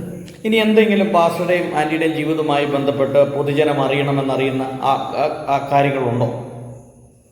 ഒരു മിഷണറി എന്ന രീതിയിൽ എനിക്കിപ്പോൾ മനസ്സിലാക്കാൻ കഴിയുന്നിടത്തോളം എന്നെ സംബന്ധിച്ച് ദൈവാത്മാ എനിക്ക് തന്നെയൊരു പിക്ചർ ദർശനം കാലം അതിൻ്റെ അന്ത്യത്തേക്ക് എടുത്തിരിക്കുകയാണ്. ഇതിനി ഒരു 3-4 ലോകമഹായുദ്ധം ഉടനെ തന്നെ വരാൻ പോകണം. 2 ക്രിസ്തുവിൻ്റെ വരവ് അത്തിയെ നോക്കി മൂന്ന് പഠിക്കാൻ പറഞ്ഞ പോലെ തന്നെ. കാരണം വലിയ സാമ്പത്തിക അഭിവൃദ്ധി ലോകരാഷ്ട്രങ്ങളും ഒക്കെ ഉണ്ടായെങ്കിലും ദൈവസ്നേഹം നഷ്ടപ്പെട്ടു പോയി. അപ്പനെ അമ്മയും ബഹുമാനിക്കുക, സഹോദരങ്ങളോടുള്ള സ്നേഹം, കൂട്ടുകാരോടുള്ള സ്നേഹം, അതല്ലെങ്കിൽ ആ ദാരിദ്ര്യമെല്ലാം മാറി ഒരു ഹൈ ലെവലിലേക്ക് വന്നപ്പോൾ ദൈവഭയം കുറഞ്ഞു പോയോ എന്നൊരു സംശയമുണ്ട്. കാരണം ഞാനൊരു 25 വർഷത്തോളമായി ആത്മീയത്തിൽ വന്നിട്ട് എനിക്കറിയാം 2015 ശേഷമാണ് ഇതുപോലെ കൊല്ലും പോലെയും അല്ലെങ്കിൽ നിസാര വാക്കിൽ ഇന്നോ ഒന്ന് നോക്കി എന്ന പേരിലാണ് ഒരു വഴിപാടെടുത്ത ഒരാൾ തിരുവനന്തപുരത്ത് നോക്കിപ്പോയി എന്ന പേരിൽ, പണ്ടൊക്കെ എങ്ങനെയാണ് നോക്കുവോ അടിക്കുകയോ ഒരു ചീത്ത പറയുക തെറി പറഞ്ഞാൽ പോലും വിഷയമില്ല, അത് പരസ്പരം ആരോഗ്യം ഇടപെട്ട് പോകണം സാരയില്ല എന്ന് പറഞ്ഞ് രമ്യതപ്പെട്ടു. അന്ന് ഗുരുക്കന്മാരെ, അന്ന് അച്ഛന്മാരെ പേടിയുണ്ട്, അന്ന് പോലീസ് ഓഫീസറെ പേടിയുണ്ട്, അഡ്വക്കേറ്റിനെ അല്ലെങ്കിൽ അധ്യാപകരെ പേടിയുണ്ട്. പിന്നെ ആർക്കും ആരെയും പേടിയില്ല, ഭയമില്ലാത്ത ഒരു കാലത്തേക്കാണ്.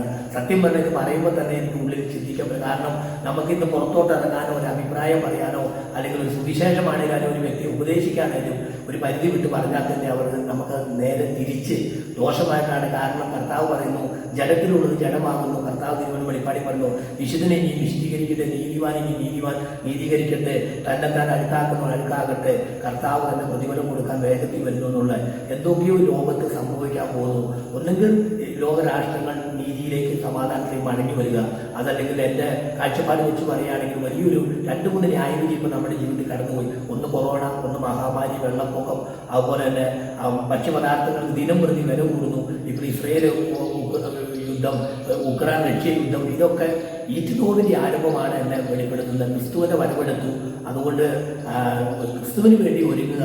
അതല്ല എങ്കിൽ എല്ലാവരും പരസ്പരം പഴയ ആ സ്നേഹത്തിലേക്ക്, ആ കൂട്ടായ്മയിൽ സഭവേദ വ്യത്യാസമില്ലാതെ, സംഘടനവേദ വ്യത്യാസമില്ലാതെ ബഹുമാനിക്കാൻ അച്ഛനാണെങ്കിൽ അച്ഛനാണെന്നുള്ള ബോധ്യം, ഒരു അധ്യാപകനൊക്കെ അധ്യാപകനാണെന്ന ബോധ്യം, ആ ബോധ്യത്തിലേക്ക് വളർന്നു വലിയ ആഗ്രഹമുണ്ട്. കാരണം ഞാൻ ആരും വിമർശിക്കുന്നില്ല, കാരണം സാത്താൻ എല്ലാവരും കയറുന്നു, കാരണം എല്ലാവരും ജഡത്തിലായിപ്പോയി, കാരണം ജനചിന്ത വന്നു, അവരുടെ സ്ഥാനമാനങ്ങൾ പോലും മറന്നാണ് പലരും ഇന്ന് ഔദ്യോഗിക ജോലിയിൽ ഇരുന്നുകൊണ്ട് തന്നെ ജഡത്താൻ മലിനപ്പെട്ടു പോകുന്നതാണുമ്പോൾ ഒരു വലിയ നിരാശ, ഒരു ദുഃഖം ഹൃദയത്തിൽ തോന്നാണ്. ഓക്കെ, എന്തായാലും പാസ്റ്ററോടും ആൻറ്റിയോടും ഇത്ര സമയം സംസാരിക്കാൻ കഴിഞ്ഞ് വലിയ ഭാഗ്യമായിട്ട് കണക്കാക്കുന്നു. ഒരു വാക്ക് പ്രാർത്ഥിച്ച് നമുക്ക് അവസാനിപ്പിക്കാം. സ്വർഗസ്വനായ ഞങ്ങളുടെ നല്ല ദൈവമേ, അനുഗ്രഹ ശ്രേഷ്ഠമുള്ള ഈ നല്ല സന്ധ്യാസമയം നിന്റെ ദാസനെ കർത്താവ് കൂട്ടി വരുത്തിയല്ലോ. നിന്റെ ദാസനോട് സംസാരിക്കാൻ കർത്താവെ സ്വർഗീയ പിതാവെ ചില മാസങ്ങൾക്ക് മുമ്പ് കർത്താവെ നിനക്ക് ചെറിയ യൂട്യൂബിലൂടെ ചാനലിലൂടെ എനിക്ക് സാക്ഷി പറയാൻ ദൈവാവസരം ഒരുക്കുന്നു. ദൈവദാസൻ പ്രാർത്ഥിച്ചു, അടിയനോട് ദൈവം ഇടപെട്ടു. അപ്രകാരം തന്നെ അതേ സ്വപ്നത്തിൽ പോലും വിചാരിക്കാത്ത, നനച്ചിരിക്കാത്ത നാടിന്റെ ദാസനെ കൂട്ടിക്കൊണ്ടുവന്നു. ഈ പകലിൽ നല്ല കാലാവസ്ഥ അനുകൂലമാക്കി തീർത്തു. ഈ അല്ലേരിയ ദേശത്ത് ഇവിടെ വെച്ച് അല്പസമയത്തിന്റെ സാക്ഷി പറയുവാൻ കർത്താവായ യേശുക്രിസ്തു എന്റെ ജീവിതത്തിൽ ചെയ്ത അനുഭവങ്ങളെ കുറിച്ച് പങ്കുവെക്കാൻ നിന്റെ ദാസനോട് പങ്കുവെക്കാൻ അവസരം നൽകിയല്ലോ. പ്രകൃതിയുടെ മേൽ കർത്താവ് കാലാവസ്ഥ അനുകൂലമാക്കി, ദാസന്റെ യാത്രയെ അനുകൂലമാക്കി, ഇത്രത്തോളം നീ എന്നെ ബലപ്പെടുത്തി കർത്താവിനെ ആശ്രയിച്ചുകൊണ്ട് പ്രത്യാശയോടുകൂടി ഒരു സുവിശേഷകൻ എന്ന രീതിയിൽ ഞാനും എന്റെ കുടുംബം യഹോവയെ സേവിക്കുന്ന യോശിയ പറഞ്ഞതുപോലെ മോശയ്ക്ക് ശേഷം ഒരു യോശിയായി തെരഞ്ഞെടുപ്പ് പോലെ മരണം വരെ വിശ്വസ്തയോടുകൂടി ഒരു സുവിശേഷകന്റെ ദൗത്യം ചെയ്ത് മരണശേഷം നിത്യതയ്ക്ക് വേണ്ടി പൗലോസ് ഒരുങ്ങിയതുപോലെ യേശുക്രിസ്തുവിന്റെ നാമത്തിൽ ഞാൻ ഓടി ഓട്ടം തികച്ചു, ഇനി ജീവിതത്തിന്റെ എനിക്കായി വെച്ചിരിക്കുന്നു എന്നുള്ള വചനപ്രകാരം സുവിശേഷത്തിന് സാക്ഷിയായി ഒരു സുവിശേഷകനായി കേരളത്തിലെ പല സൃഷ്ടികളിലും സഭകളിലും കടന്നുപോകാൻ ദൈവം അവസരം തരണമേ. വിശ്വാസവും പ്രത്യാശയും വർദ്ധിക്കണമേ. എന്റെ വിശ്വാസം, എന്റെ നീതിമാൻ വിശ്വാസത്തെ ജീവിക്കൂ എന്നുള്ള ആ പ്രത്യാശ നിങ്ങളുടെ വിശ്വാസം ഞങ്ങൾ വർദ്ധിക്കണമേ.